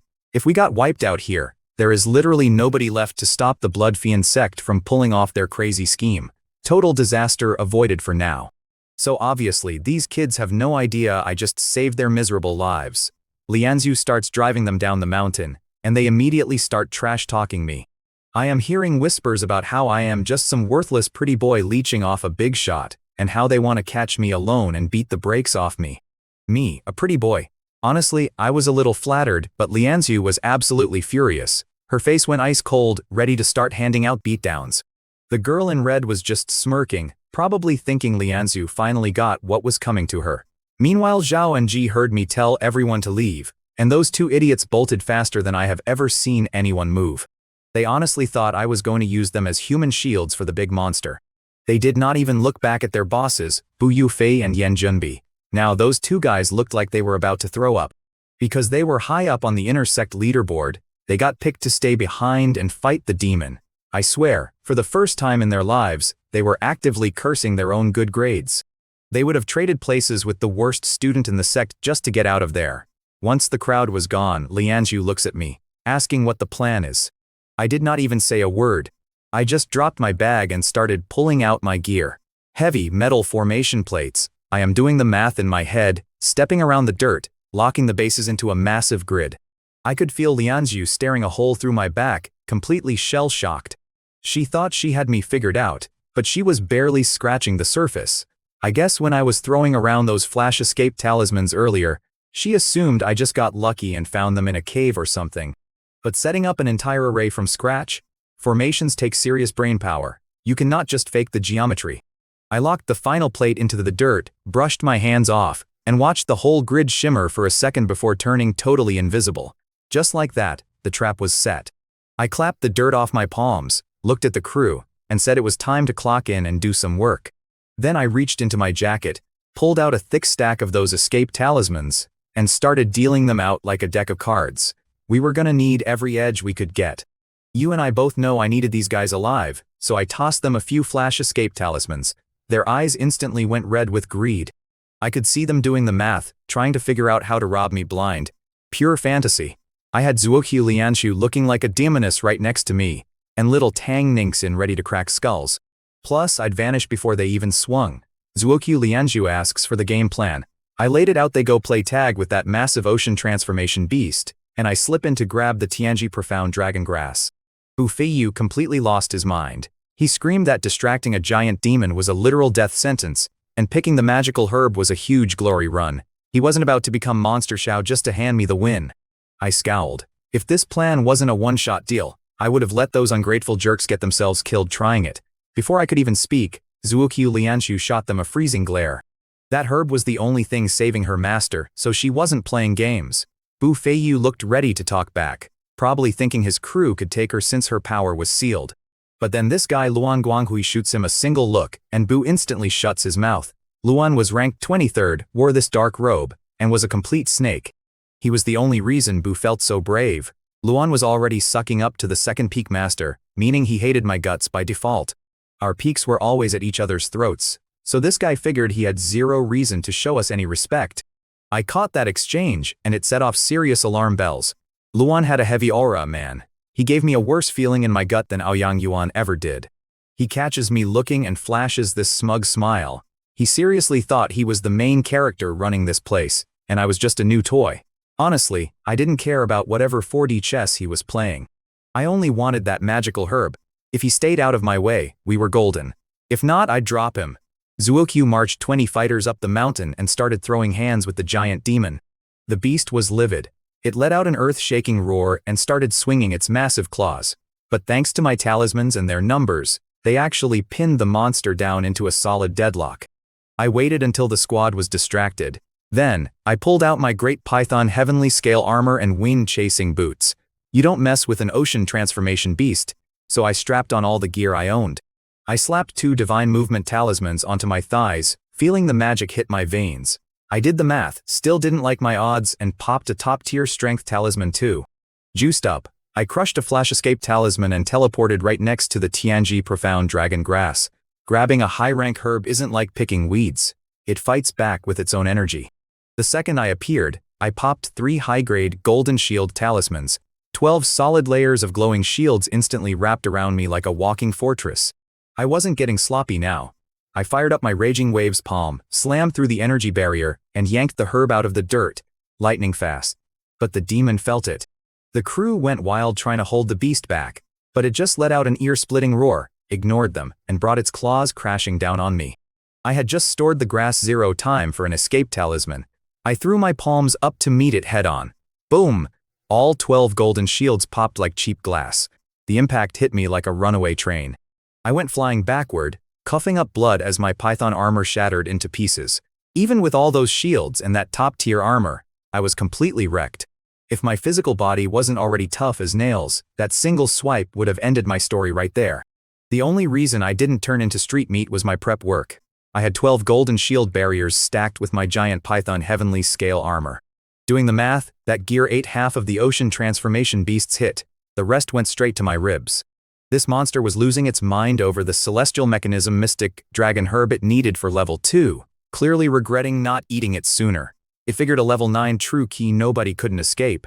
Well, I popped up the bottom of the mountain before it could blink. It chased me faster than lightning, but the second it got close, boom, my trap sprang.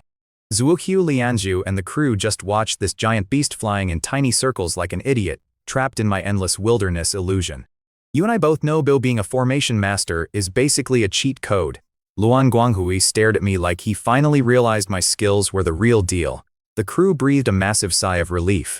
Zuokyu Lianzhu was thrilled we finally got the cure for her master's poison, but I saw absolute panic in her eyes too. She watched me take that heavy claw strike and was probably calculating my internal bleeding. It was a miracle my 4th level true ki body wasn't completely crushed. She started walking over to help, but I stumbled out of the formation and yelled at everyone to move their legs. I told them straight up that this trap wouldn't hold a giant beast forever. We all did a quick double take and bolted out of there. About 15 minutes later, boom. The ground under Mystic Dragon Mountain erupted. Massive craters, everything flattened for a mile. The beast had spent all this time swinging at air in the trap I built. And it finally snapped and blasted its way out, burning through half its energy. It realized we swiped its precious herb and let out a furious roar. But it stayed put. That mountain sits on a top-tier spiritual vein, so even without the plant, it could still level up eventually. We were miles away, but the ground was still shaking under our boots. If I had not trapped that thing, we would all be dead right now. Lianzhu was staring at me, totally stressed out. "Junior brother, are you actually okay?" she asked. I knew exactly what she was thinking. If I got permanently injured saving her, she would never forgive herself for the rest of her life. Look, I could tell Lianzhu was genuinely worried about me, which was nice, but I just smirked and said, "What, you want me to strip down right here so you can check for yourself?" Her face went apple red, calling me shameless. Meanwhile, Tang Ningxin, that little girl in red, is just crossing her arms and rolling. You and I both know what a bad day looks like, but this was next level. If Ma Jingyao didn't use her illusion soul wood on my formation, we'd be dead. It held that sea transformation demon just long enough. I was doing math while running for my life. Between my Great Python armor getting trashed and the talismans I burned, I'm out tens of thousands of contribution points. Bankrupt. That demon claw almost split me. My golden shields ate it. Thanks to my supreme martial body, I heal like a freak. I pop blood strengthening and 9 revolutions pills like mints. Minutes later, my cuts were healed. My insides felt like garbage, but I could walk. We bolted for 24 hours, putting hundreds of li between us and Zhuanglong Mountain before we crashed. By then, it was pitch black. We set up a watch and everyone passed out. We were completely drained. Here's the funny part. I had the Tianji Mystic Dragon Grass in my pocket, and nobody said a word. The bounty is 50,000 contribution points and direct disciple status. That makes any Xuanjian Sect disciple crazy. They saw me take that demon's claw a hit that would have flattened them and knew my formation saved them. But I could see them doing the math. They figured they distracted the beast so I could grab the grass, meaning they wanted a cut. Since I'm already a direct disciple, they expected me to just hand it over. Zuokyu Lianzhu saw right through it though. She didn't even ask where I hid it. She knows I have my secrets and that the grass is safer with me anyway. Look, whatever those disciples were plotting, I honestly didn't care.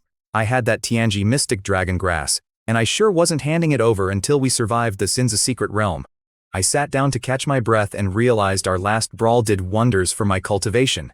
My foundation felt rock solid. Turns out, fighting for my life is exactly what the Chaos Heavenly Emperor art needs. Doing the math, I figured I had to keep brawling just to burn off the side effects of popping so many pills. So I sat there crunching on key gathering pills like they were peanuts. The little girl in red hears it, starts drooling, and demands I hand some over. I gave her a deadpan stare and just kept chewing. She went completely ballistic, screaming, "Are you deaf? Do you want a beating?"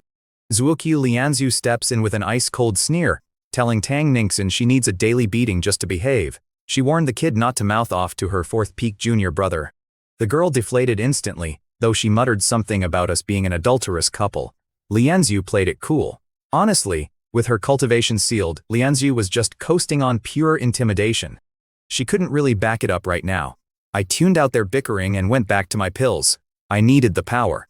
Sure, I just snatched that herb from under a massive demon, but my base stats were absolute garbage. Doing the math, without my hidden trump cards, I'd probably lose a straight fistfight to that annoying kid, let alone a monster like Luan Guanghui. I had to keep grinding. I reached for another key gathering pill when a red blur flashed by. Suddenly, my hand was empty. My bag of pills was gone. I stared at my palm, then saw Tang Ningxin holding my pouch with a smug grin. I sighed. I ignored her earlier for a reason. First, I wasn't letting her boss me around. She threw a punch at me earlier without asking questions. If I wasn't tough, she would have crippled me. Second, I didn't want anyone knowing I eat key gathering pills like candy. She's got a loud mouth, so she'd tell everyone. But I never expected her to just mug me. She ripped the pouch open, grabbed a handful, and froze. She peeked inside, saw it was packed to the brim, and gasped.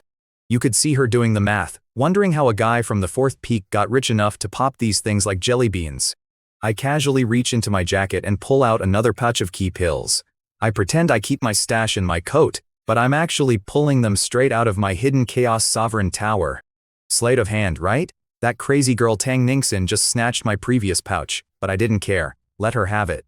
She's a level 9, burning through resources like a heavyweight, and her master just can't keep up with her ridiculous appetite. Anyway, she sees me pop open a fresh bag like it's pocket change, and you can practically hear the gears turning in her head. She realizes I'm walking money. Suddenly she scoots right up next to me, flashing this massive fake smile. She goes, "Hey big brother, you still taking on sidekicks?" I just stare at her, totally on guard, like, what is this crazy girl's angle now? So get this. Zuokyu Lianzu is standing there, completely speechless. And me? I'm waiting for another punch to the face. Instead, this crazy girl, Tang Ningxin, thumps her chest like a miniature gorilla. Big brother, make me your thug. I'll beat anyone until they crap themselves. Her catch. She wants my gathering pills. I'm doing the math in my head. I make these things using a pill rune array for pennies. It's literally pocket change to me. A Terminator for a few mints. Solid deal. But I take a second too long to answer, and she starts panicking. Fine, if you don't want a thug, I'll be your wife. Zuokyu is way too mean anyway. I swear, I almost choked on my own spit. I mean, come on man, this kid doesn't even know what a wife is. Zuokyu scoffs at her, calling her an idiot. Tang turns red, screaming about how they're gonna share fortune and disaster together. My head is absolutely pounding. I'm picturing Peak Master Qin Mioyan from the 7th peak hearing about this and literally ripping my spine out. Alright, time out, I tell her. You're my little brother. End of story. She throws a fit, insisting on the wife thing. So I do what any desperate guy would do. I shove a whole bag of pills into her hands just to shut her up. She starts chewing them like gummy bears, mumbling with a full mouth. The White Phoenix girls are watching us like we're a circus act. Thankfully, nobody took the whole wife thing seriously. She was just a loudmouthed kid, you know? But I could see Zuokyu doing her own mental math over there. She just realized I'd handed over hundreds of key gathering pills like it was nothing. I could practically hear the gears turning in her head. She figured out that a talisman array master pulling off flash escape talisman stuff you can't even buy in the Great Qian dynasty has to be absolutely loaded, and she wasn't wrong. I'm not trying to brag, but sitting right there on that rock, I was probably the wealthiest guy for 100 miles. These supposedly elite disciples were looking at me like I was a walking bank vault. Stick with me here, because this is where the night goes entirely off the rails.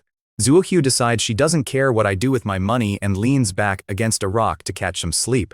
Tang is sitting next to me, kicking her little legs, completely high on pill sugar. It's actually quiet for a second. Then, bam. Zuokyu and I both snap our eyes open at the exact same time. We look west. The moonlight catches two shadows sprinting toward us like their lives depend on it.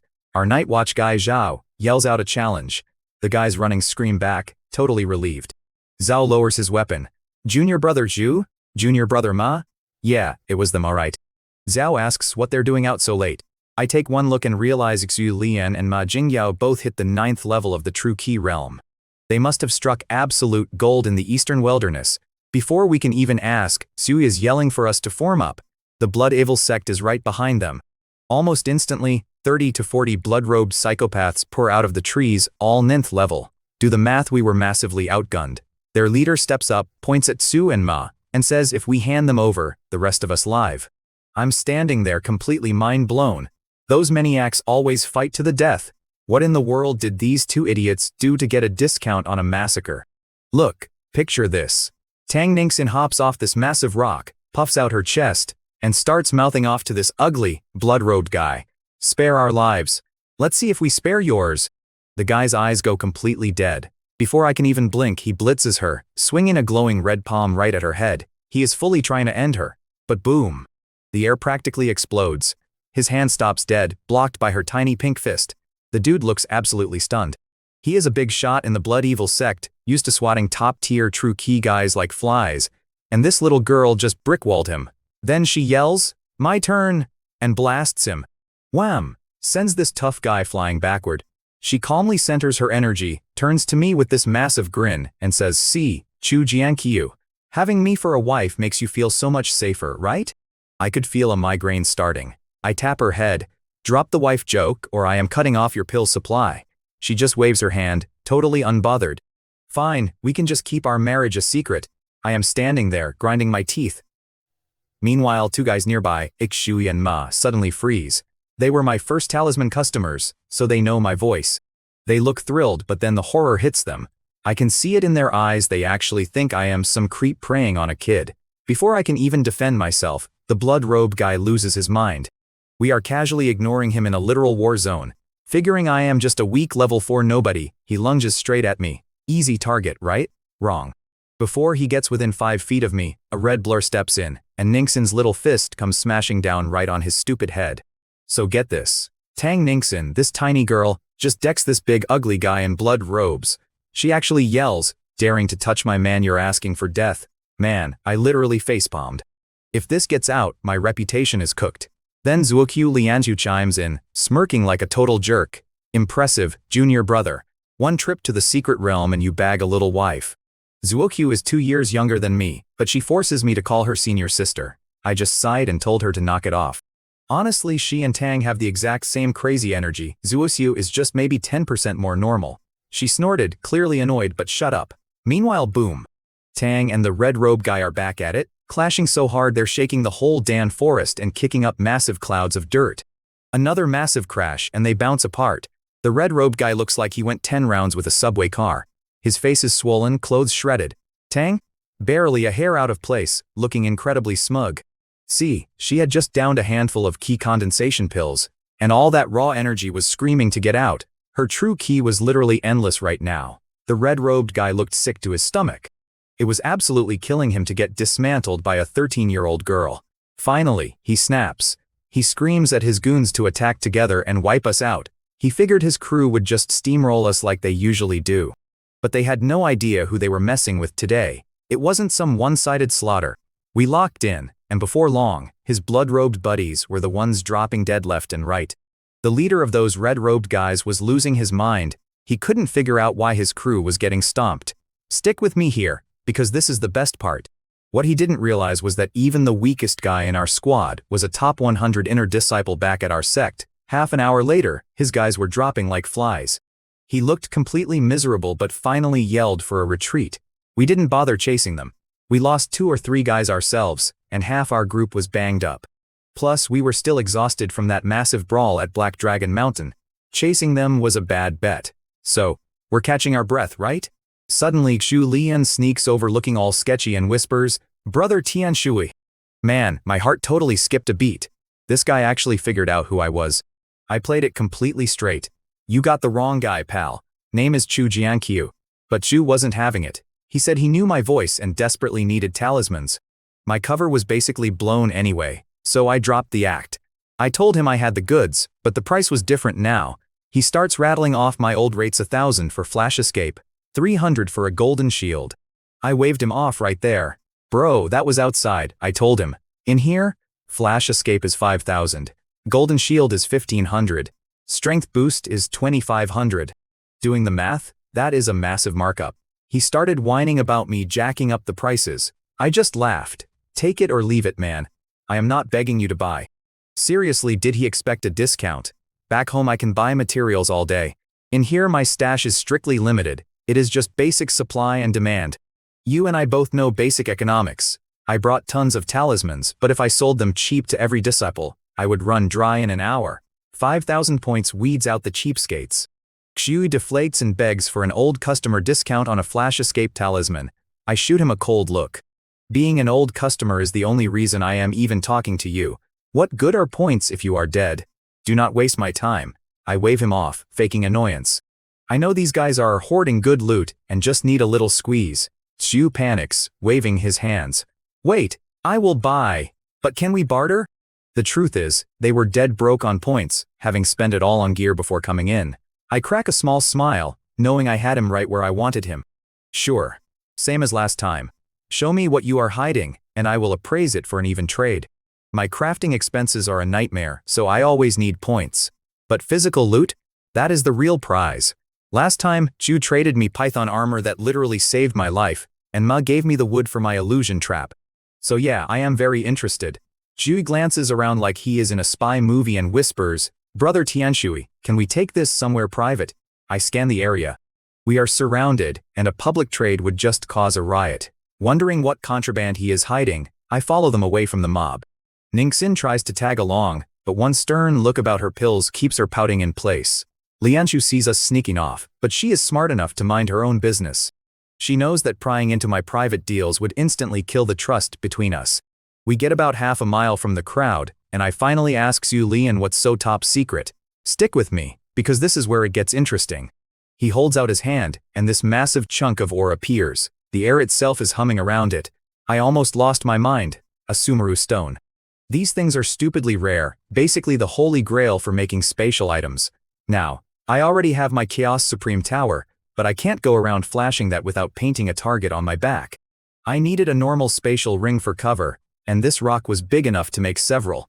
Usually, the hardest part is finding someone who knows the spatial runes to craft it. But I've got every rune ever made inside my tower. The space and time ones are a massive headache to figure out, sure, but it's only a matter of time before I crack the math on them. Here is the thing about having that myriad Dao source runic formation in my head. With the Chaos Supreme Tower scrubbing my soul clean every single day, my brain power was basically on steroids. Figuring out those space and time runes. Just a waiting game. But then I noticed something crazy. Zhu Lian just pulled a Sumeru stone out of absolutely nowhere. Since I have the tower, I know a spatial treasure when I see one. This guy was hiding his cards deep. He gives me a thumbs up, praising my sharp eyes.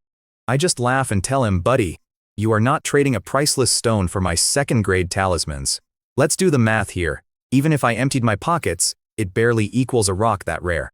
Plus, nobody can even use that many talismans at once anyway." He just scratched his head, looking totally busted. Shui hesitates, waves his hand, and boom, over a dozen huge sacks hit the dirt. Instantly, the air smells like a slaughterhouse, and the grass literally withers away. My stomach drops. I had never seen blood fiend dark demon liquid, but I knew that toxic smell. It was the same garbage poisoning my master, Kuyayun, just a cheaper knockoff. I am staring at the sacks, doing the math. 100 jin. At 1,000 points a jin, that is 100 grand in contribution points sitting right there. An absolute fortune. Zhu must have wiped out half the blood fiend sect to steal it. But wait, it gets crazier. The lunatic pulls out a blood fiend crimson pearl next. The toxic aura on this thing was 10 times worse. I honestly had to laugh at how much trouble these guys managed to stir up. Let's take a closer look. I'm staring at this tiny red bead of blood fiend crimson separation pearl. I do the math in my head. Normally, you need 1,000 jin of dark demon liquid to even scratch an origin core expert, but just 10 of these little guys do the exact same job. Our Xuan Sword sect is throwing 150,000 contribution points at just one pearl. Snag 3, and you're instantly a direct disciple of the 7 peaks. And my guy Zhu Lian here? He straight up jacked this from the blood fiend sect.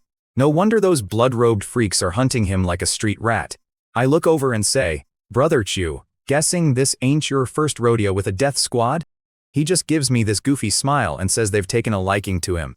Absolute stones on this guy, pulling a heist with zero backup. So I point at the Sumeru stone in his hand and ask, "Alright, Brother Chu, what is the actual game plan here?" He drops the smile instantly. Gets dead serious. He even stops calling me by my fake name Tianshu and uses my real name Chu Jiankyu, just to prove he's laying his cards on the table. He tells me they kicked the hornet's nest with the blood fiend sect and are running for their lives. I just laugh and say, "Yeah, no kidding." His face drops. Look, maybe that was a little harsh, but he knows my dry humor by now. He pitches a survival alliance. Honestly, I get why he wants me. First, he knows my talisman skills are a massive lifesaver. Second, he's seen me with Zuohu Lianshu and Tang Ningxin. Everyone knows the 4th and 7th peaks are completely unhinged, but when the chips are down, they actually have your back. Zhu is betting everything on my track record. We've done business before, and yeah, I might squeeze every penny out of a deal, but I never screw people over. I agree to the alliance pretty quick. Honestly, I wasn't about to just stand there and watch those blood-robed goons chop him to pieces anyway. But laying it all out builds real trust, which we desperately need right now. Since he's playing nice, I hand them a fat stack of my talismans. You should have seen their faces. Xu and Ma Jingyiao practically lit up. Zhu actually swiped that pearl earlier using one of my flash escape talismans, but they completely ran out right after. That's why they got hunted down so badly. But now, Holding that fresh stack of paper magic, Su's whole vibe instantly shifts. The man's got his swagger back, like he's ready to take on the entire sect himself. Shui definitely did not expect me to be carrying a whole armory of talismans in my pockets. He knows that chunky Sumeru stone is basically just a very expensive paperweight to him right now. My talismans, on the other hand, are pure survival. You cannot spend your wealth if you are dead, right? Stick with me, because this is where it gets funny. The stone is a few feet wide, so I can't exactly stuff it in my jacket. I just casually wave my hand and stash it away in my own spatial treasure. Shu's eyes practically pop out of his head, and then his whole body just relaxes. Since I have my own high-end gear, he knows I am not going to murder him for his. I might only be at the 4th level of the True Key realm, but hey, if I've got the most dangerous girls on the peaks backing me up, he figures I must be doing something right. Xu packs that toxic loot back into his spatial ring, and we head back. Right away, Tang Ningxin marches up to me, asking what kind of shady stuff we were doing. I just laugh, ruffle her hair, and tell her adults are working and kids should not be so nosy. She smacks my hand away, looking ready to punch my lights out. I drop the joke and get down to business with Zuoqiu Lianzhu. I lay it out plain and simple. The Blood Fiend sect has serious power here, and if we walk into a trap, we are getting wiped out. Zuoqiu gets it immediately, but Bu Feiyu and his buddies just roll their eyes like I am making it up. They honestly think our squad is completely invincible. I just shut my mouth and walk away. I gave my warning. If these idiots want to march straight into their own graves, I am sure as hell not going to stop them. So a whole day goes by. We're resting up, and wouldn't you know it, not a single Blood Evil sect psycho shows up to crash the party. Naturally, Bu Feiyu and his fan clubs start acting like my warning was a total joke. With the danger gone, their greedy eyes lock right onto the Tianji Profound Dragon Herb in my pocket. Bu walks up, acting all arrogant, demanding I hand it over. Before I can even open my mouth, Lianzhu shoots back, asking why the hell I should. Then Tang Ningxin chimes in, arms crossed, yelling about how it's her man's stuff and they must have a death wish. Look, I felt like banging my head against a wall. Dealing with a firecracker like her is exhausting. Bu's forehead veins are practically bulging, but he pivots. He starts whining to the crowd about how they all helped, and if I'm eating the meat, they deserve some soup. Boom, the whole crowd instantly turns on me. He doesn't stop there. Bu starts riling everyone up, shouting about how I'm already a personal disciple of the 4th peak, so I don't even need the herb. The mob eats it up. They start barking at me, whining about how I shouldn't hog the good stuff. Lianzhu is staring a hole right through him. Honestly, if we were outside this secret realm, she would have slapped him into the next life. But her powers are sealed right now, and starting a civil war is a terrible idea. Bu is ranked 30th among the inner guys, he's no joke. When Lianzhu coldly asks what exactly he wants, he doesn't flinch. He's got this smug look because he works for the Law Hall, under Li Yuanqing from the 2nd peak. He figures even if he pisses her off, his boss has his back, so he's untouchable.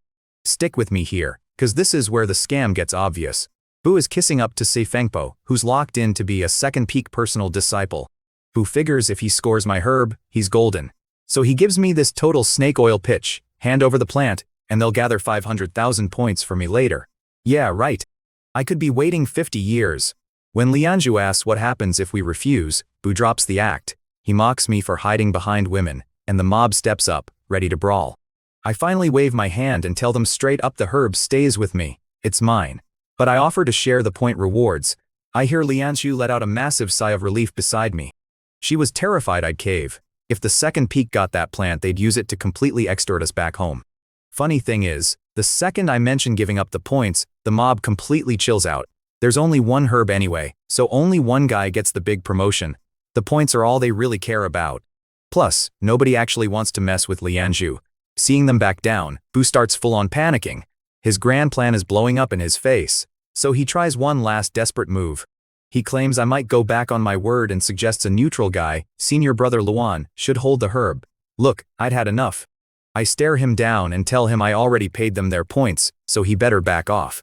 Bu looks totally lost, stammering about when I ever paid them. The crowd instantly loses their minds again, screaming that I'm just toying with them and threatening to beat me into the ground, personal disciple or not.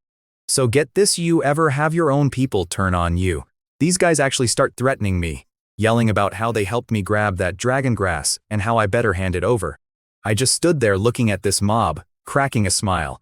I asked them, hey, remember when I gave you all a flash escape talisman before we hit the mountain? Bu Feiyu sneers, telling me not to change the subject, so I dropped the math on them. I tell them each talisman is worth 10,000 contribution points. 10 grand. That is my payment to you clowns. Buffet loses his mind, screaming they only sell for 1,000. I looked him dead in the eye and said, that is the current market price, buddy. Feel ripped off? Hand it back right now and I will give you the points instead. Dead silence. Not a single person handed the goods back. I knew exactly what I was doing. Those talismans are incredibly rare in the inner sect, and there was no way these guys were giving up a literal get-out-of-jail-free card. 10 grand in points sounds great, but what good is money when you are dead in a ditch? Zuokyu Lianzhu was looking at me all guilty, thinking I was taking a massive loss. She did not realize I planned this the whole time. I never wanted the talismans back. It was just my way of paying them off for the grass. If they needed more gear later, they would have to pay up, and my prices would absolutely depend on how much they annoyed me. Buffet was just standing there, sweating and trying to figure out how to screw me over next. But before he could even open his mouth, Zulian suddenly starts screaming his lungs out from the sidelines. Enemy attack. We all spin around and my stomach drops. These nasty, blood-red lines are webbing across the ground, moving insanely fast and weaving into this massive net right under our boots. Zhu Lian yells out that it is the Earth Spirit blood net from the Blood Fiend sect. The second he warned us, the ground practically exploded. These bloodlines shot straight up like spears. A bunch of the guys did not even have time to blink before they got skewered and dropped dead on the spot. Absolute chaos. A dozen of those red spikes came flying right at my face. I braced myself to dive, but suddenly my own bloodline just hummed. I swear to you, the spikes flinched. They snapped back and parted around me like they were terrified of me. Every bloodline within 10 feet just scrambled away, giving me a massive, untouchable safety bubble. I'm standing there, realizing these blood threads are literally backing away from me. I do the math out loud, has to be that chaotic sovereign bloodline pumping through my veins.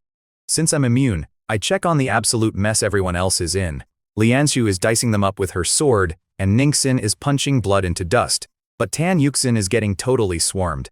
She blocks the front, leaving her back wide open. I bolt over, sliding in right behind her. The second I do, those threads snap back like they hit a live wire. She looks at me like I'm a superhero, which makes sense since this is the second time I've saved her life. The rest of the crew is just staring, bug-eyed, trying to figure out why this deadly net is treating me like the actual plague. I catch Lianzhu giving me this look, trying to figure out if I'm even human. I can practically hear her wondering what kind of freak our master brought home, but my strength helps the sect, so she's fine with it. Zhui Lian snaps out of his shock and yells at everyone to move. He has serious trauma from this Earth Spirit blood net. Last time he got caught with 20 guys, only 2 survived, and that was purely thanks to my flash escape talismans. Right now, the weaker disciples are barely hanging on. Zhu shouts that the net only spans 300 zhang, then burns one of my talismans. He vanishes, popping back up way past the danger zone. Without hesitating, the rest of the crew burns their own talismans, teleporting straight to safety right next to him. I tell the girls we should move too. The threads aren't hurting me, but chilling inside a murder net is a bad business decision. We pop our talismans and warp to safety. We just stand there, catching our breath, staring back at that sinister web. We lost 8 guys in minutes. You and I know how fast things go south, but this was brutal. People are looking at me, realizing they almost sold my talismans back for 10,000 points. If they had, they'd be fertilizer right now. I guarantee no one is lowballing me on talismans again. Just as we start to relax, a dozen guys in blood-red robes stroll out of the trees. Leading them is this insanely seductive woman.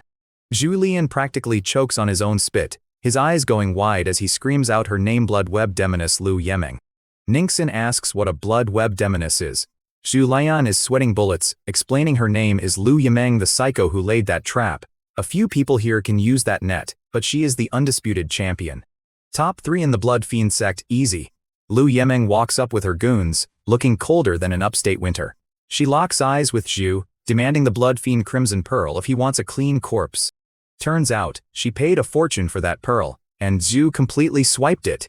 He escaped her last time using my talismans, so she blew crazy resources to lay this net today only for us to teleport away again. She is absolutely boiling over. She can't afford to cast that net twice. From the dead look in her eyes, she fully plans to murder us the old-fashioned way.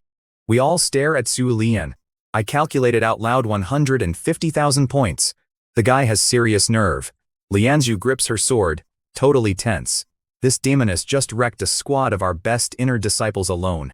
Even for an ambush, that is insane power. If her cultivation wasn't sealed, Lianzu would wipe the floor with her.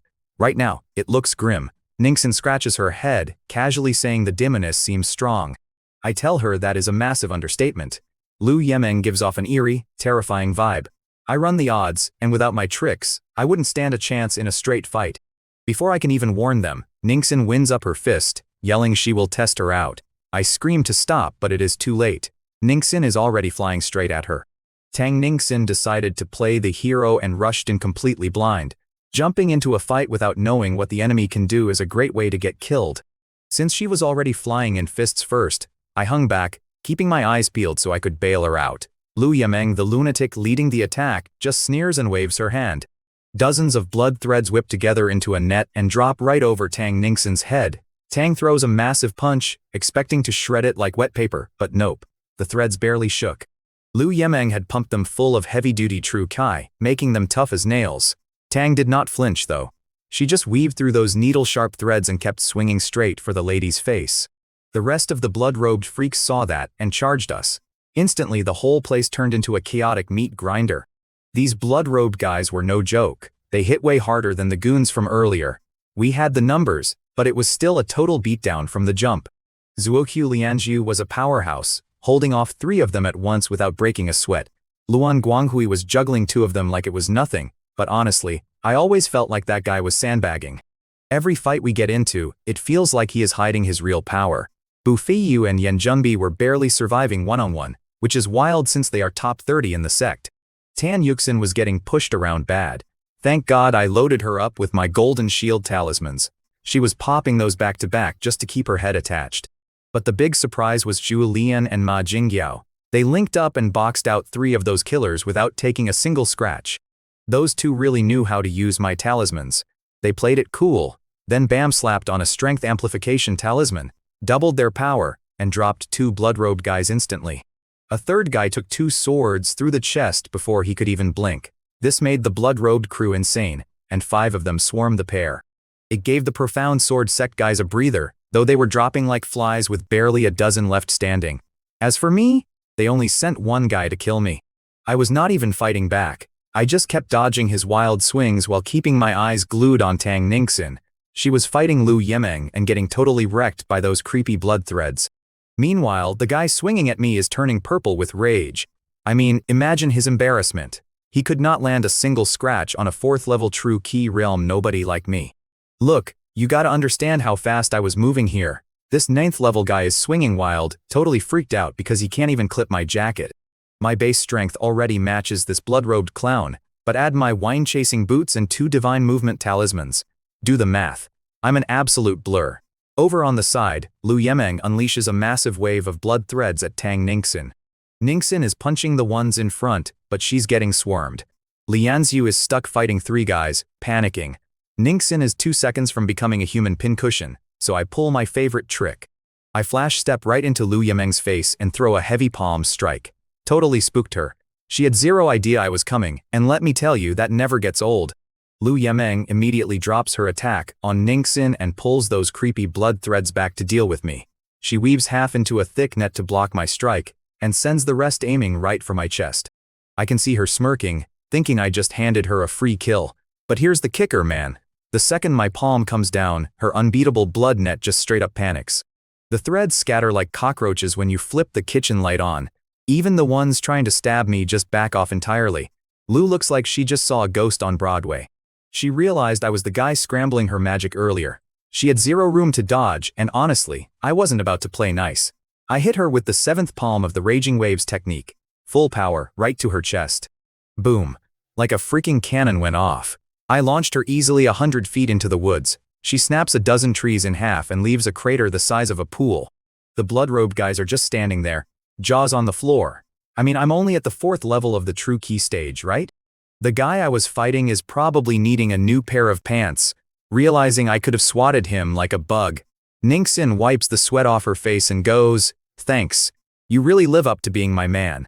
I just tapped her forehead. "Stop being so reckless," I told her. She swats my hand away, yelling about how I'm gonna stunt her growth. Then she asks how she's supposed to read a bad guy without hitting them first. I just laughed at her. Let them swing first, obviously. She looks up and goes, okay, and after they swing first, then what? I just stared at her. If you can win, you fight. If you can't, you run for your life. Simple math. The bad guys are backing up now and our crew is getting fired up. But I wasn't celebrating. I couldn't take my eyes off that crater. Look, when my palm connected, I felt this sickening, massive power hiding inside her. I might look cool right now, but that backlash hit me hard. My insides were rattling.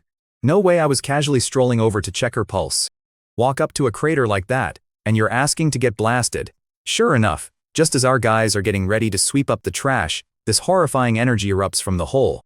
It felt like a giant, angry monster waking up from a nap. My blood went cold. I yelled out, "Something's wrong! Everybody out right now!" But of course, Bu Feiyu starts whining. Are you kidding? This is our chance. He's doing the math in his greedy little head. 2,400 contribution points for a 9th level kill. That's a huge payday back home, and he thinks it's free money. You and I both know that free money usually gets you killed. I just looked him dead in the eye and said, if you want to stay here and be monster food, be my guest. We're leaving. I turned to Zuohu Lingzhu and the girls and told them to move. They didn't even blink. They just fell in line right behind me. They'd figured out that listening to me is the only reason they were still breathing. I guess I was officially the boss now. Zhui and Ma are basically my guys now. We have a life and death alliance, and they know the Blood Fiend Sect's tricks, so I trust them. When this terrifying energy spiked out of the crater, we all knew the score. Lu Yemeng was alive, charging up something we couldn't tank. I made the call to pull back, letting Zhu and Ma pick a safe route out of dodge. Bu Feiyu's crew had to tag along if they wanted to live. My danger sense is just screaming at me. I had flash escape talismans in my pocket that can jump you miles away in a blink. You're probably wondering why I didn't pop one. Simple math. Teleporting in a weird place is a crapshoot. We'd end up scattered all over this nightmare zone, completely alone, getting picked off one by one. It wasn't worth the gamble. So we kept our boots on the ground and ran. So get this, the Mystic Sword Sect guys are bailing, and those Blood Fiend goons are just standing there, shaking in their boots. They sure as hell aren't chasing us. But then, boom. This massive explosion rips out of the crater where I just slammed Lu Yemeng. Dust and blood everywhere. Suddenly, she floats up out of the smoke. Floating. That is sea transformation realm stuff, alright? My jaw practically hits the floor. I am doing the math in my head. I just hit this girl with a palm strike that should have turned her into absolute paste. But nope, her fancy magical robe took the hit, and now she is screaming like a banshee because I ruined her outfit and wrecked her vibe. I mean, I am just a 4th level true key guy. I should be a bug on her windshield, but I actually messed her up pretty bad. So she goes completely off the rails and wakes up this terrifying blood beast thing inside her. It gives her crazy sea transformation realm power, but the cost is brutal. She is basically burning up her own life force just to get back at me. Honestly, I am flattered, but also yikes. She glares at her goons, demands to know where we went, and takes off like a rocket. Meanwhile, I am running with the crew, and suddenly I feel this heavy, suffocating pressure zooming up right behind us. My stomach just drops. I turn to the gang and tell them to keep moving, that I have some business to handle. Zuohu Lianzhu looks at me like I have 2 heads and offers to help, but I know the math on this one. This crazy chick is way more dangerous than that giant demon we fought on the mountain. We are out of our league here. You and I both know that demon on the mountain was chained down by that mystic grass, so it could not fight at full strength. This Lu Yemeng situation is completely different. She is fully loose and out for my blood. I am practically yelling at them to just go. Of course that idiot Bu Feiyu starts running his mouth, accusing me of trying to hog all the glory. Yeah, buddy, I really want the glory of getting ripped apart by a monster. I do not even give him the time of day. If he wants to become a snack, that is his problem. But Zuohu Lianzhu is being stubborn, so I look right at Tang Ningxin. I am usually the chill guy, right? But I am sweating bullets, and she sees it. I just tell them to pop their escape talismans and run as far as humanly possible before we all end up dead. I finally just throw my hands up and tell them, hey, if you want to stay and die, be my guest, but I am out of here. I slap a flash escape talisman on my chest and poof, I am gone. Just like that. Turns out the second I vanished, Zuohu Lianzhu finally felt that insane aura crashing down on them. She used to be a transformation sea realm heavy hitter before she locked her cultivation, so she knew exactly what was coming. She totally panicked, screamed at Tang Ningxin to move, and they all started slapping talismans and popping out of there. Not a second too soon, either. Right as they vanished, this crazy blood red blur crashed into the trees. If they had stayed even one more second, Lu Yemeng would have flattened them. Bu Feiyu and those other guys would not have stood a chance. Let's do the math together here, man. We'd already lost guys to that demon on Profound Dragon Mountain. Then the Blood Fiend Sect wiped out half the survivors. Since Zuokyu Lianju and I dipped, the rest were absolute sitting ducks against Lu Yemeng. She's at the Transformation Sea Realm. Yan Junbai and his crew were definitely kicking themselves for crossing me over some stupid contribution points.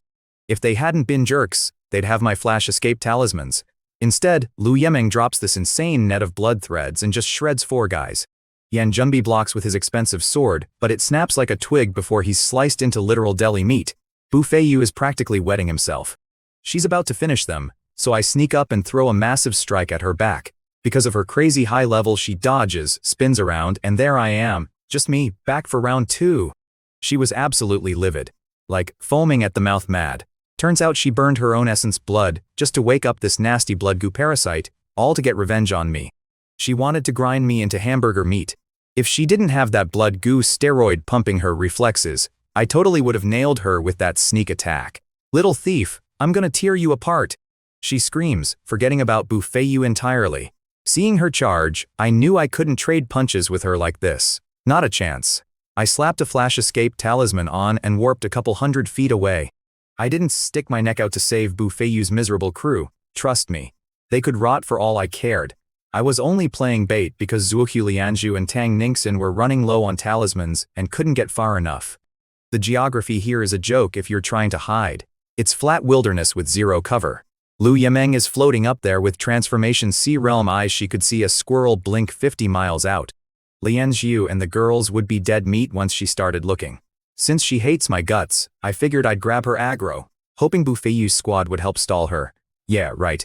I underestimated how pathetic those guys were. The exact second she locked onto me, they scattered like roaches when the lights flip on. I just stood there blinking. I'd felt a tiny bit bad about not giving them talismans, but watching them ditch me cured that real fast. As she swung at me, I burned another talisman and blinked 300 feet away, strictly refusing to fight her head-on. She was gnashing her teeth so hard I thought they'd crack. She noticed I dropped paper every time I vanished, realizing I was using spirit talismans. She was probably doing the math, wondering how many expensive cheat codes I had left. She wouldn't stop until I was dead. See, in our last fight, my palm strike caught her in a spot you absolutely shouldn't touch. Honestly, I've only ever fought dudes. I wasn't looking where my hand landed, I was just surviving. But she's never even held a guy's hand, so she thinks I'm some pervert doing it on purpose. I kept my teleports short so she wouldn't give up and hunt Lianju instead. Funny thing is, Lianju actually popped back into the forest just then. She knew I wasn't the type to ditch my friends, got a bad feeling, and burned a talisman just to come back for me. So I am just chain smoking these flash escape talismans, playing the world's most stressful game of tag with a crazy lady. Zuokyu Lianju figures out my math pretty quick. I am keeping my jumps short on purpose to bait Lu Yemeng into following me instead of the group. My senior sister tries to chase after us to back me up, but she is way behind schedule. Meanwhile, I manage to drag this psycho over 100 li away from the others. Once I know they are safe, I finally slap on my premium talisman and blast 10 li ahead in one shot. I whip out this wind-riding crane talisman, toss it up, and hop on as it turns into a giant spirit bird. I am flying away fast, but man, my wallet is literally crying right now. Do you have any idea how much those talismans cost to make? It absolutely kills me. So naturally, my plan to walk quietly goes completely out the window, and now I am flying for my life on that very wind-riding crane I swore I would not use. I am doing the math on Lu Yemeng flying behind me. She used some nasty blood magic to fake having Huahai realm strength, but luckily for me it is just a knockoff. If she was a real Huahai expert, I would be a greasy smear on the dirt by now. But her top speed, barely enough to keep up with my crane. She cannot close the gap, but she refuses to drop back, either. I look over my shoulder, and she looks so mad she could literally vomit blood. We fly over this massive dead wasteland for 24 hours straight. My crane is coughing and sputtering, totally running on empty, spiritual energy almost entirely drained. But her, she still looks completely deranged and ready to go. I just sigh. Typical of my luck, honestly. Picture this. After chasing me all damn night, Lu Yemeng was running out of gas. She wasn't a real Huahai realm heavy hitter. She was cheating, using this nasty blood parasite to juice her stats. I did the math in my head. That bug gives her 24 hours of power before it needs a full day to recharge. She could only use it 3 times before her body just tapped out. Right as I'm figuring this out, my wind riding crane straight up dies, turning into sparkly dust. I was grabbing my backup crane when I watched her aura tank, dropping back down to the 9th level of the True Key realm. She grinned like a maniac, thinking I was out of options and she could finally squash me. But seeing her power drop, I took my hand off the crane. I wasn't running anymore. If she still had that Huahai realm juice, I'd be running for the hills. But with her back at the 9th level, I had to stop and think. Fighting was actually on the table now. She sees me stop and starts taunting me. I didn't say a word. I just pulled out another talisman, flicked my wrist, and boom, a brand new spirit crane popped right out. I made it crystal clear. I wasn't trapped, I was choosing to stay. The look on her face was priceless. She was losing her mind, thinking a fourth level guy like me only had one of those expensive talismans. Sorry lady, but I throw these things around like scrap paper. She was grinding her teeth, totally helpless. I controlled the whole board. If I wanted to fight, we fought. If I wanted to bolt, I bolted. She was swinging at thin air, getting more frustrated by the second. This was the first time she had the raw power, but I was completely in the driver's seat. She finally snapped, throwing her hands up, and this massive net of blood threads came raining down at me. She made these out of high-level demon beast blood, so they hit like a tank. But here is the kicker: I completely ignored it. I knew my Chaos Sovereign bloodline was basically bug spray for this stuff. The threads were terrified of me. I charged straight through a palm strike, and watched her scary blood net part around me like Moses splitting the sea. The panic in her eyes was incredible. She practically dove out of the way. Without her magic robe, another solid hit from me would put her in the dirt for good, especially with her parasite asleep. She finally realized her favorite trick was totally useless. She scrambled back, pulling out this nasty blood-colored hooked sickle. It was a high-grade weapon, and she was finally done underestimating me. She knew one wrong move, and I'd end her. I wasn't rushing in blind, though. I took a second to slap 2 divine movement talismans onto my legs, and smacked a strength augmentation talisman right on my chest. If she was a normal 9th level fighter, I wouldn't need power-ups, but she was a freak of nature. I wasn't taking chances. When she saw my power spike, her jaw practically hit the floor. She rushed in, swinging that wicked sickle at my neck. I dipped out of the way and slammed back with the 7th stance of my Raging Wave's 7-fold palm. We started trading heavy blows, round after round. Honestly, I think we were both completely shocked that neither of us was dead yet. Look, I could see the exact second it clicked in Yameng's head. Her eyes went from purely pissed off to straight up terrified. She realized my strength had spiked 4 times over, and my speed was finally matching hers. I could tell she was doing the math, figuring if I'm this strong at the 4th level of True Key, I'd be her Sect's worst nightmare soon. But honestly, I was sweating bullets too. Even with my boots and talismans juicing my speed, she was still a fraction faster. She was swinging that blood-red hooked sickle like a maniac, completely walling me off. If that thing caught me, I was definitely losing an arm. My healing factor is great, but it ain't regrowing a whole limb. So, I flipped my wrist and pulled out the Flowing Shadow Sword, the first magic weapon my master ever gave me. Here is the crazy part: I had practiced this azure illuminating sky sword art, but I had literally never used a sword in a real fight. I was always a barehanded brawler. But I figured, what better way to learn on the job than testing it on a psychopath trying to murder me? I didn't grab my high-tier Autumn Water Sword though. That 3rd-grade weapon was way too much horsepower for a rookie to handle without chopping his own foot off. The Flowing Shadow Sword was a solid 2nd-grade blade, perfect for getting my reps in. I stepped up and swung the first stance right at her. But man, practicing in the yard is one thing, and fighting a deathmatch is another. My first few swings were unbelievably clunky. I was totally out of my element, and I honestly almost handed her a free shot to chop me in half 3 different times. After about 50 clashes, my muscle memory kicked in.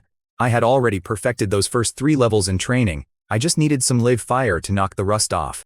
Soon enough, I was raining sharp sword kai down on her like a storm of arrows. At first, she looked thrilled watching me stumble around as an easy kill. But then she realized I was using our battle as my personal batting cage. The sheer disrespect just broke her brain. She completely lost it, dumping every ounce of true kai into a desperate swing called the Blazing Blood Slash. A massive tidal wave of crimson shadows came crashing down on my head. I knew she'd been holding that ultimate move back because the recoil would wreck her already injured body, but I guess I just made her that insanely mad. You gotta appreciate the irony. You and I have probably both made bad bets, but she paid a massive price to force her power up, and for what? She chased me all day without messing up my hair. Running on 60% strength, this huge attack was basically tearing her own body apart. She figured she'd just outlast me. I'm just a 4th level true key guy. She probably thought, how much energy could this kid possibly have? But reality kept handing her massive losses. While she was huffing her true Kai running dry, I wasn't even breaking a sweat. My reserves are like a bottomless ocean, man. Instead of burning out, I was getting stronger, dialing in my sword skills with every clash. She could never have imagined she was just a training dummy to me. Listen, my Danchin is basically a bottomless pit of true Kai.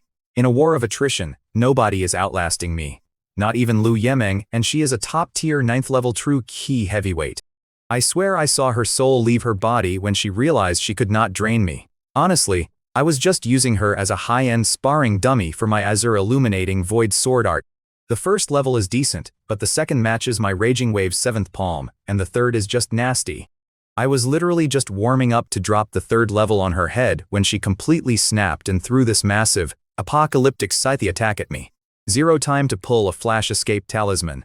I just gritted my teeth, hurled the second form of my sword art straight into her barrage of shadows, and braced for the absolute worst as our attacks collided. The explosion was absolutely deafening. Shockwaves ripped the air apart, blowing a massive crater into the dirt like someone set off a ton of dynamite. I got launched backward like I was shot out of a literal cannon, skipping across the ground and carving a deep trench with my own battered body. I spat out a mouthful of blood, totally mangled. Then I look up and see this blood-red blur charging at me again. Man, I hit the panic button hard. Ignoring the agony, I slapped a flash escape talisman on myself and vanished. I definitely underestimated her. If that blast was a hair stronger, I would be dead. I burned through a stack of top-grade talismans, putting miles between us before collapsing in a safe spot. My supreme martial body is tough, but I was wrecked. I bet she was standing back there fuming, wondering how the hell I was still breathing. Here is the punchline though. She was totally bluffing at the end.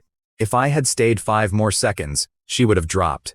She actually passed out the second I vanished, way more banged up than I was. Anyway, I crawled into a cave and spent 3 agonizing days healing.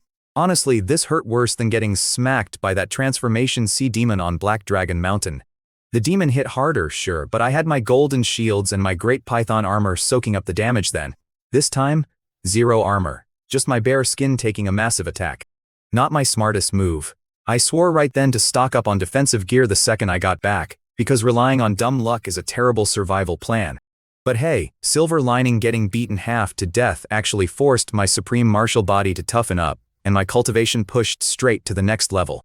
Plus, I finally got the hang of using my sword techniques in a real fight. Kind of a bummer I did not get to fully test drive the 3rd level of that art, but I was happy with the progress. The real headache started when I did the math on my inventory. Between the mountain fight and that crazy woman, my stash was looking rough. I packed heavy, but only budgeted for myself. I never planned on running into Tang Ningxin and the others. Digging through my bags, I had maybe 30 flash escape talismans left and some shields. If I played it cheap, I could survive the remaining 2 months in this secret realm. But man, I blew 30 escape talismans just ditching Lu. You cannot budget for that kind of sheer panic. Worse, my key gathering pills were practically gone. I thought I brought enough to supply a small army, but I completely misjudged how much fuel my body needs to level up. Look, I swear this misty Danchin of mine is basically a black hole devouring all my resources. When I bumped up from the 3rd to the 4th level of the true key realm, the sheer number of key gathering pills I inhaled was straight up ridiculous. Half my entire stockpile in the Chaos Supreme Tower, gone in one shot. I took a look at my stash and just let out a heavy sigh. Doing the math, there is 0 chance I have enough left to hit the 5th level. And without level 5, I am absolute toast against a heavy hitter like Lu Yemeng. If I see her, I am sprinting for the hills. That brawl was a massive wake-up call. My martial techniques are way too basic, just the Raging Wave's 7-fold palm and the Kingliu Illuminating Sky sword art. My footwork is total garbage, just some useless yellow-grade moves from the Chu family. I am just surviving on spirit talismans and magic treasures, and that is a terrible plan. You and I both know you can't fake it forever. If I lacked those wind-chasing boots and a couple of divine movement talismans, Lu Yemeng would have flattened me. Magic treasures are great, but they are just crutches. If I don't build up my actual power, I am waiting to get smoked. Anyway, I stepped out of that cave and looked around. After playing extreme tag with her, I had no clue where I was. I needed to figure out my coordinates, then haul ass back to the secret realm's entrance. As for stopping the Blood Fiend sect from getting the Blood Fiend Mystic Demon liquid, hard pass. I am a talisman array master. I am swimming in contribution points. That Tianji Mystic Dragongrass gig netted me 500,000. Messing with those psychos is too risky. Bumping into another freak like Liu Yameng? Yeah, I am all set on that. This was a totally different vibe from the Tianji Mystic Dragongrass gig. See, Kui Yayan is my master, and she has always done right by me. But the rest of the Profound Sword sect? Honestly, I could not care less about them. Half of them act just as shady as the Blood Fiend sect guys anyway. In that whole operation, the only ones worth a damn are from the 4th and 7th peaks. You treat me with respect, I have got your back. I yanked out my map, squinted at the trees, and did the math. Yeah, I was miles away from the entrance. I figured if I popped a wind movement talisman crane, I could cover the distance fast. But my brain started spinning. What about Zuoqiu, Lianzhu, and Tang Ningxin? I cannot leave them hanging. If they ran into Liu Yameng, they would be done for. Plus, I have got Su Lian and Ma Jingyou out there. We shook on an alliance, and I am not the guy who bails on his crew.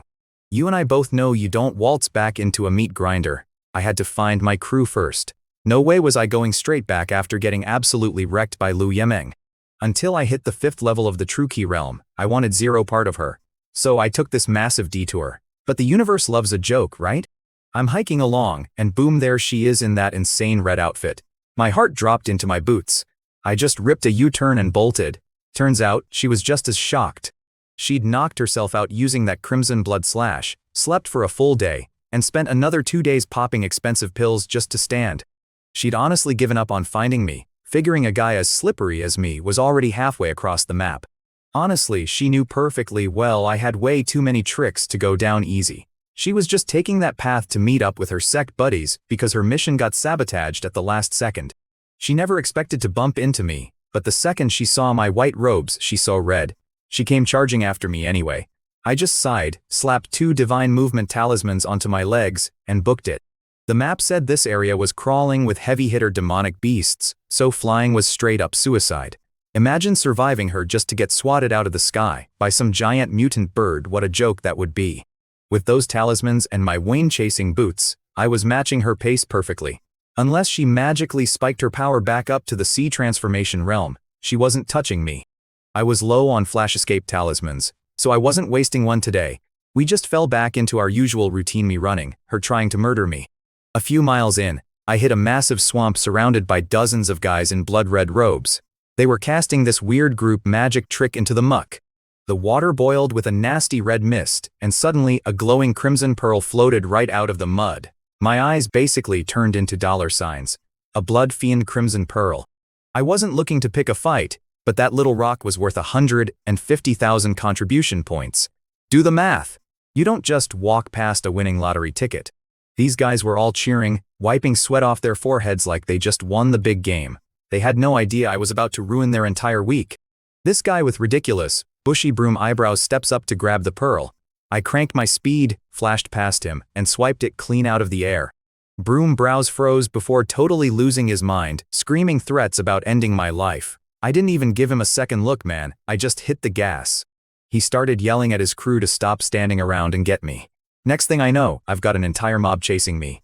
Absolute chaos. Right then, Liu Yameng finally catches up. She looks at Broom Brows, apparently his name is Qin Chong, and coldly asks what they're doing. I could tell she was fighting back a smile though. Seeing me pull my usual robbery stunt on someone else must have felt like free therapy for her. She loved that she wasn't my only victim today. Qin Chong just glared back and snapped that it was none of her business. Liu Yameng let out an icy laugh, using this fake, concerned voice. Oh, didn't a blood fiend crimson pearl just pop up? Don't tell me someone stole it. Brutal.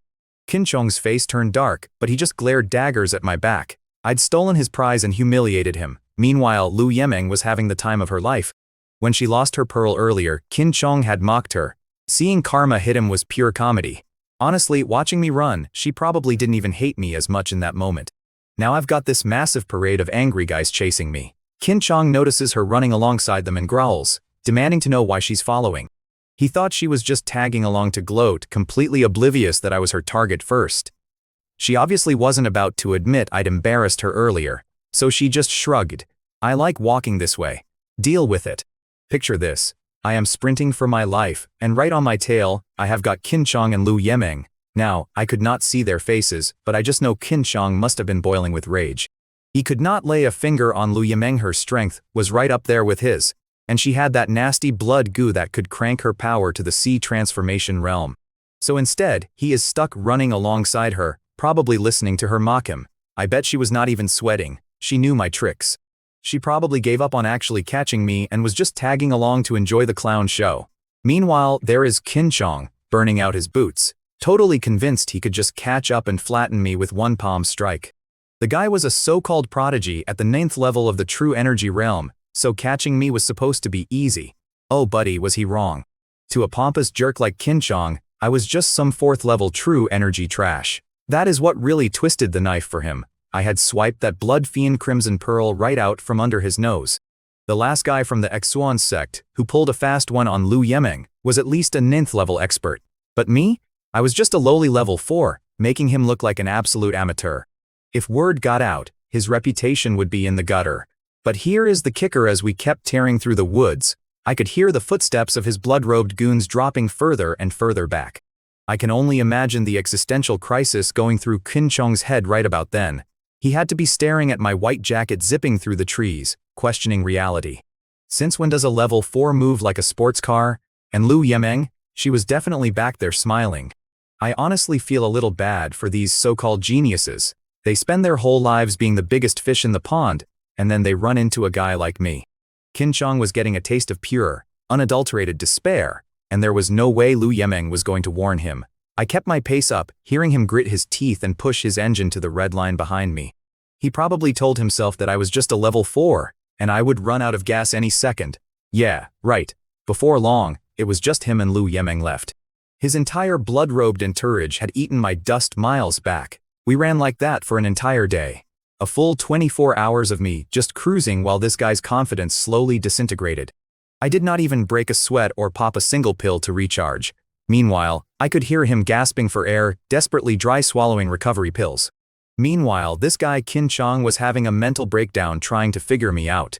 He seriously thought I was some undercover grandmaster pretending to be a 4th level true energy scrub just to mess with him.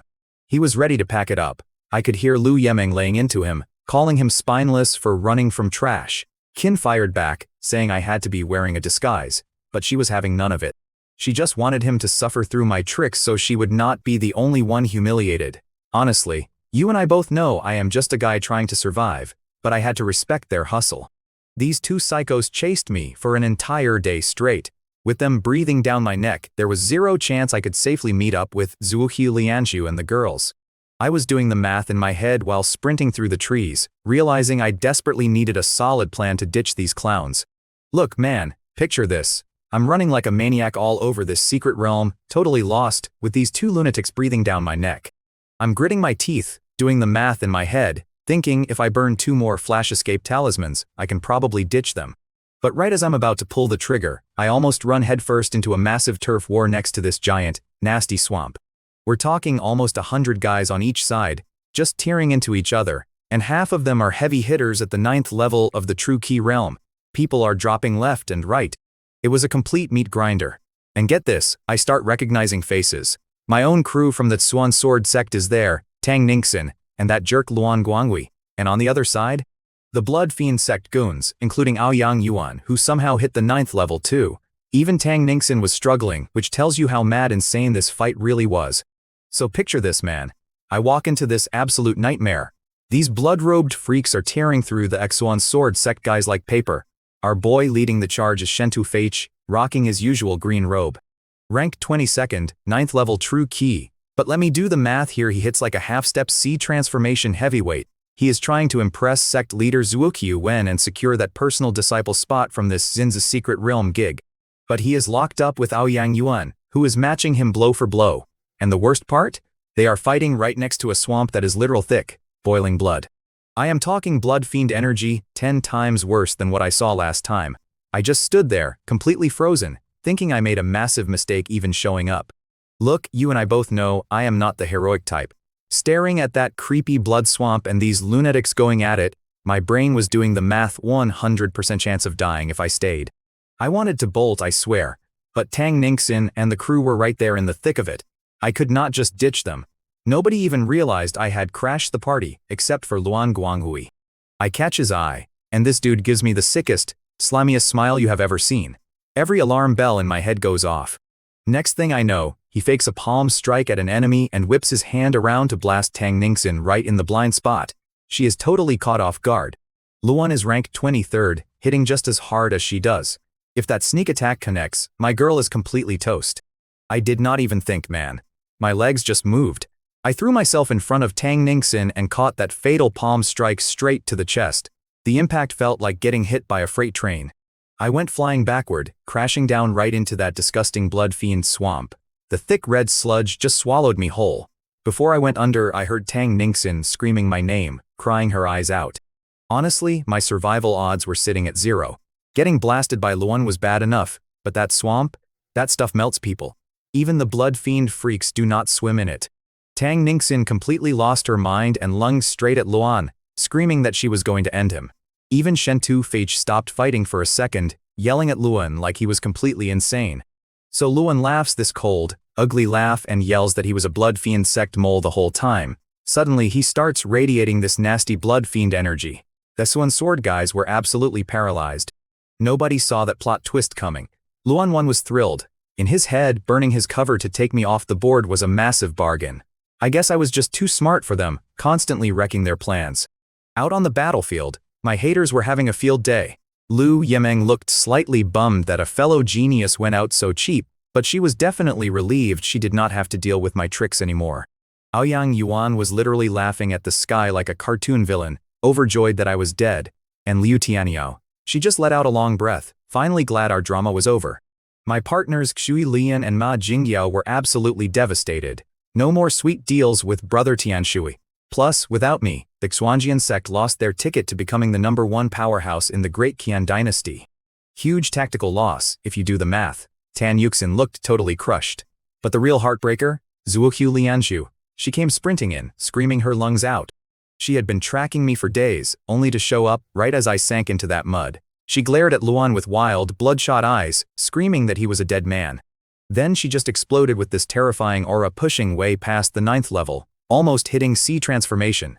Shentu Feiche started panicking, yelling at her not to burn such a suicidal secret technique just to avenge my bad luck. So picture this. Zuoqiu Lianzhu pops a secret technique to unseal her cultivation from the 9th level of the True Key realm. You and I both know the math on these forbidden moves. The cost is absolutely brutal. By forcing her realm up, she is basically torching her own future. We are talking permanent damage. She might be stuck at the 9th level forever, never hitting the C transformation realm. Shen Tufei is watching this happen and you can see the guy's heart break. A top-tier prodigy ruined. But wait, it gets crazier. Tang Ningxin sees Lianzhu go nuclear, and she instantly does the exact same thing. Boom, another massive aura explodes. Even that backstabbing snake Luan Guanghui turned pale, because he knew exactly how badly they were frying their Dao foundations. Luan Guanghui was definitely doing the math and realizing he made a terrible deal. If the price for taking me out was his own life, that is a massive loss. He refused to burn his life force with a secret technique, but with Lianzhu and Ningxin coming at him like freight trains, he was a dead man walking. Luckily for him, Aoyang Yuan started yelling at the blood-robed warriors to jump in and save the traitor. Absolute chaos erupts. But you do not mess with two cultivators who just sacrificed their futures. Those warriors got completely routed. The tide flipped instantly, and the blood-robed guys were dropping like flies. It got so bad that Lu Yimeng and Qin Chong had to personally jump into the meat grinder just to stop them. Lu Yimeng had already used her blood goo trick, so she was too scared to force another power boost. The fight turned into this messy stalemate. But honestly, that was terrible news for our side. The only reason the Mystic Sword sect was not getting wiped out was because the girls were burning their life essence. You and I know that fuel runs out fast. All the enemy had to do was stall. If Luan Guanghui hadn't switched sides, we would have crushed them. The guy was 23rd on the leaderboard. Instead, it was an hour of brutal casualties. Lu Yimeng, Qin Chong, and that traitor just hunkered down, taking heavy losses but holding the line. They were just running the clock, waiting for the girls to burn out so they could finish the slaughter. Shen Tufei was looking pretty grim. Thanks to the traitor, our mission to destroy their demon liquid and crimson pearls was completely busted, and we were losing elite disciples left and right. Shentu was just doing the math on how to grab the girls and run, since they were basically sect royalty. But while all that drama was happening, nobody noticed the massive whirlpool of blood fiend energy forming in the swamp below. That is exactly where Luan Guanghui had knocked me. Honestly, his palm strike was a joke compared to what Lu Yemeng hit me with earlier. I was barely scratched. But the funniest part, the lethal swamp energy was literally running away from me. My Chaos Sovereign bloodline was acting like a cat smelling fresh tuna. It was hungry and it wanted that energy. So I figure, why fight it? I stopped holding back and just let my bloodline eat. The second I did, my body became this massive vacuum, pulling in all that nasty blood fiend energy. And get this, my bloodline instantly converted that evil, toxic sludge into pure, righteous power. I could not believe my luck. What was literally lethal poison to everyone else was an all-you-can-eat buffet for me. I cranked up the Chaos Heavenly Emperor art and started inhaling the swamp. The energy did not even try to fight back. It just rushed in, spinning into a massive whirlpool around me. Whatever my bloodline could not absorb fast enough, the Emperor art refined straight into true Kai. I could literally feel my cultivation skyrocketing in real time. We are talking dozens of times better than popping key-gathering pills. Just completely unfair and absolutely awesome. Now, you gotta understand something. Normally, you only suck up regular spiritual Kai. But I'm sitting there realizing my Chaos Heavenly Emperor art is literally chewing up this toxic blood fiend Kai and spitting out pure true Ki. Energy is energy, right? But actually doing this is the stuff of crazy legends. So what do? I floor the gas pedal. I start vacuuming up this nasty red mist like a thirsty guy at an open bar.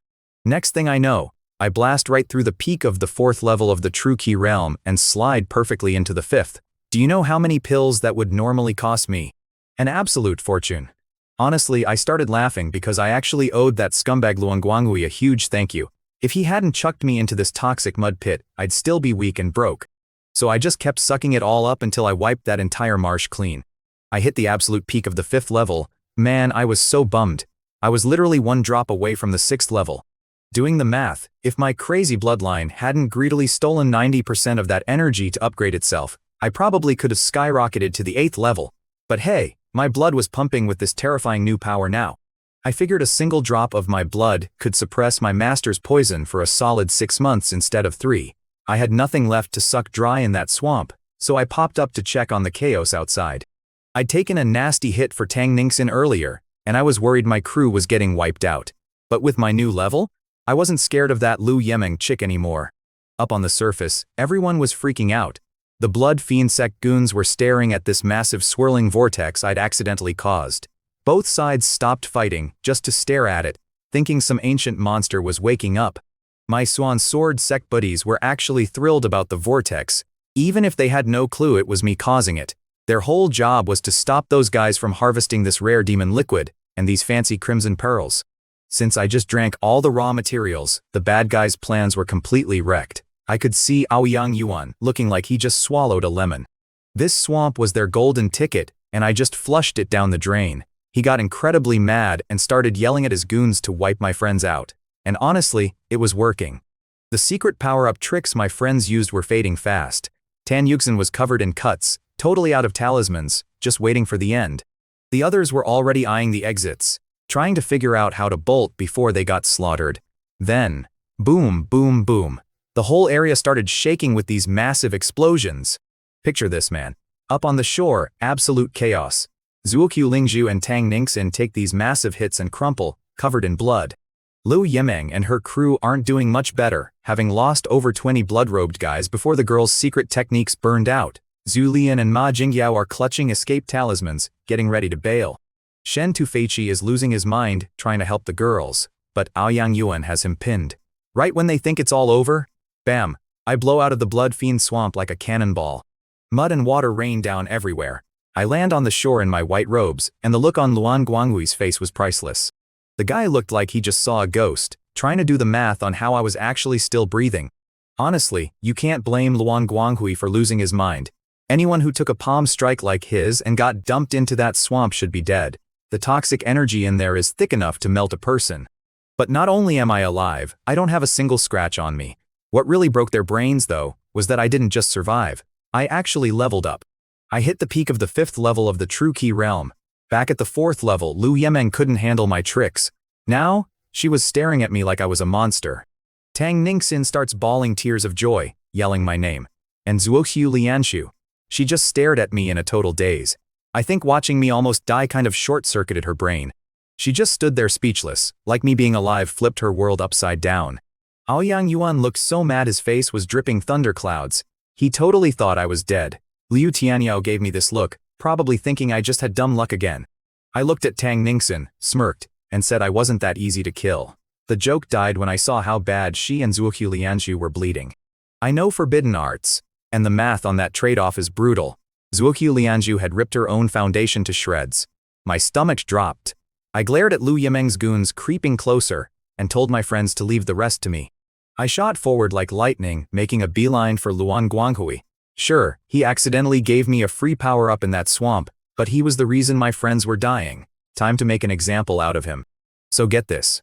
I hit the 5th level of the True Key realm, and suddenly I'm moving like a blur. I blink, and I'm already in Luan Guanghui's face. The guy is terrified. He has zero time to dodge, so he just throws up his hands. Boom. I hit him with a palm strike that sounds like a thunderclap. He goes flying back, hits the dirt, and just starts puking up blood. Everyone's staring at me like I grew a second head. I'm actually doing the math in my head. Wait, how is he still standing? He's ranked 23rd, so he's tough. If he wasn't already roughed up, he might have lasted a minute. But now, I could wreck him on his best day, no tricks needed. I don't hesitate. I rush him again, and mid-step, I summon a freezing cold longsword right into my hand. I unleash an absolute rain of razor-sharp sword energy right on top of him. This time, he doesn't even twitch before he's sliced to ribbons. Just like that, a so-called prodigy is gone. I'm moving so fast nobody even registers what happened until he hits the floor. I turn to face Liu Yemeng and her crew, keeping my face totally deadpan. I'm holding this blade called Autumn Water, glowing with an icy light. I catch Zuoqiu Lianshu staring at it, and honestly she looks a little jealous. Master definitely plays favorite. She used this magic treasure back in the day and never gave it to the senior girls, but handed it straight to me. I just stare Liu Yemeng down, casually slap 2 speed talismans onto my legs, and smack a strength talisman onto my chest. I can literally see the color drain right out of Liu Yemeng's face. Look, she knows she can't beat me base to base. Add in a top-tier magic sword and all these buffs I just stacked. She totally nopes out of there. Fighting me now is pure suicide for her. She could awaken her blood goo again, but with her current injuries, she'd end up dead anyway. She's probably doing the math. This isn't even her mission. It's Aoyang Yuan's. Why die for his homework? So she bolts. Seeing her run, Qinchong scrambles right after her. He thinks he's tough, but he knows I'd fold him like a cheap lawn chair. I can see the pure panic in his eyes, realizing a 5th level guy is hitting this hard. To him, I'm a total freak making their past geniuses look like garbage. He's definitely sweating bullets wondering what happens to his little blood fiend sect when I actually hit my full potential. Qinchong used to think Aoyang Yuan was their golden boy. Compared to me, their prodigy is a total joke. I let those cowards run though. I need to clear out these blood fiend goons so my friends can get medical help. Zuoqiu Lianshu and Tang Ningxin are in awful shape, and the clock is ticking. I raise Autumn Water and launch myself into the mob. It's an absolute slaughter. I'm sweeping sword energy left and right, dropping these blood-robed warriors like they're made of wet paper. I'm basically a tiger in a petting zoo. Zhu Lian is watching me go off, totally amazed. With me doing all the heavy lifting, our crew can finally breathe. Meanwhile, Aoyang Yuan is losing his mind. He watches me shred his squad, his face goes pale, and he starts gritting his teeth, getting ready to pull his big trump card for a suicide run against me. Before Aoyang does anything stupid, Liu Tianyao tells him to cool it. If they screw up their main mission, their boss will make them wish they were dead. Aoyang swallows his pride and yells for a retreat. He probably thinks his trump card could finish me, but he needs it for his real goal. His goons hear the order and practically trip over themselves running away. I had them so shook they were just waiting for permission to bounce. Aoyang only escapes with maybe 20 guys. Between the early fights and my little rampage, we dropped about 80 of them. We aren't doing much better though. We started with over 100 Mystic Sword Sect folks, and now we're down to about 30. If I hadn't stepped up right then, absolutely none of us would be walking away from this. In the time it takes to finish a beer, I dropped nearly 20 blood-robed guys. Once I chased the cult off, I checked on Zuoqiu Lianshu and Tang Ningxin. The damage was way worse than I thought. Zuoqiu Lianshu's life essence was running on fumes. Lucky for us, we had picked up some crazy rare plants in this secret realm. I started pumping my true Kai into them and tossed them some ninefold pills. My own energy has this wild healing factor, so mixing that with the pills at least stopped the bleeding. While I'm playing doctor, Shen Tufeichi walks up, salutes, and asks for my name. The guy was completely mind blown. I mean, I'm just sitting at the 5th level of the True Key realm, a rank that usually wouldn't even get you into the inner sect, and I'm out here clearing the board. I could see Shen Tufeichi doing the math in his head. He figured that unless you were a heavy hitter in the sea transformation realm, nobody was touching me. He knew if I didn't use my autumn water sword or my talismans, he might stand a chance. But with my gear, I'd wipe the floor with him. I smiled, saluted back, and said I was Chu Jiankyu from the 4th peak. The guy looked like his brain buffered. Being a direct disciple made sense, but the 4th peak part threw him. That peak never takes guys, and my master only has 3 people on the entire mountain. Her bending the rules for me blew his mind. Before he could speak, Tang Ningxin looked up, her voice shaking, and asked the question they were all thinking. How in the world did I survive that swamp? So later, when she finally asked me how I pulled it off, every single person in the room went dead silent. You could hear a pin drop. They were all dying to know how a regular 5th level guy like me didn't instantly melt in that toxic soup, let alone come out stronger. I just gave them my best clueless smile and played dumb. I was like, oh man, I have no idea, a weird shiny light hit me, I took a nap, and woke up stronger. Total garbage, obviously. But there was zero chance I was telling them the truth. If word got out that my cultivation art could literally digest poison and turn it into power, my life would be over. Every single person there, and all the grumpy old bosses back at the Mystic Sword Sect, would be hunting me down to steal my secret. Sometimes, playing the lucky idiot is the smartest math you can do to stay alive.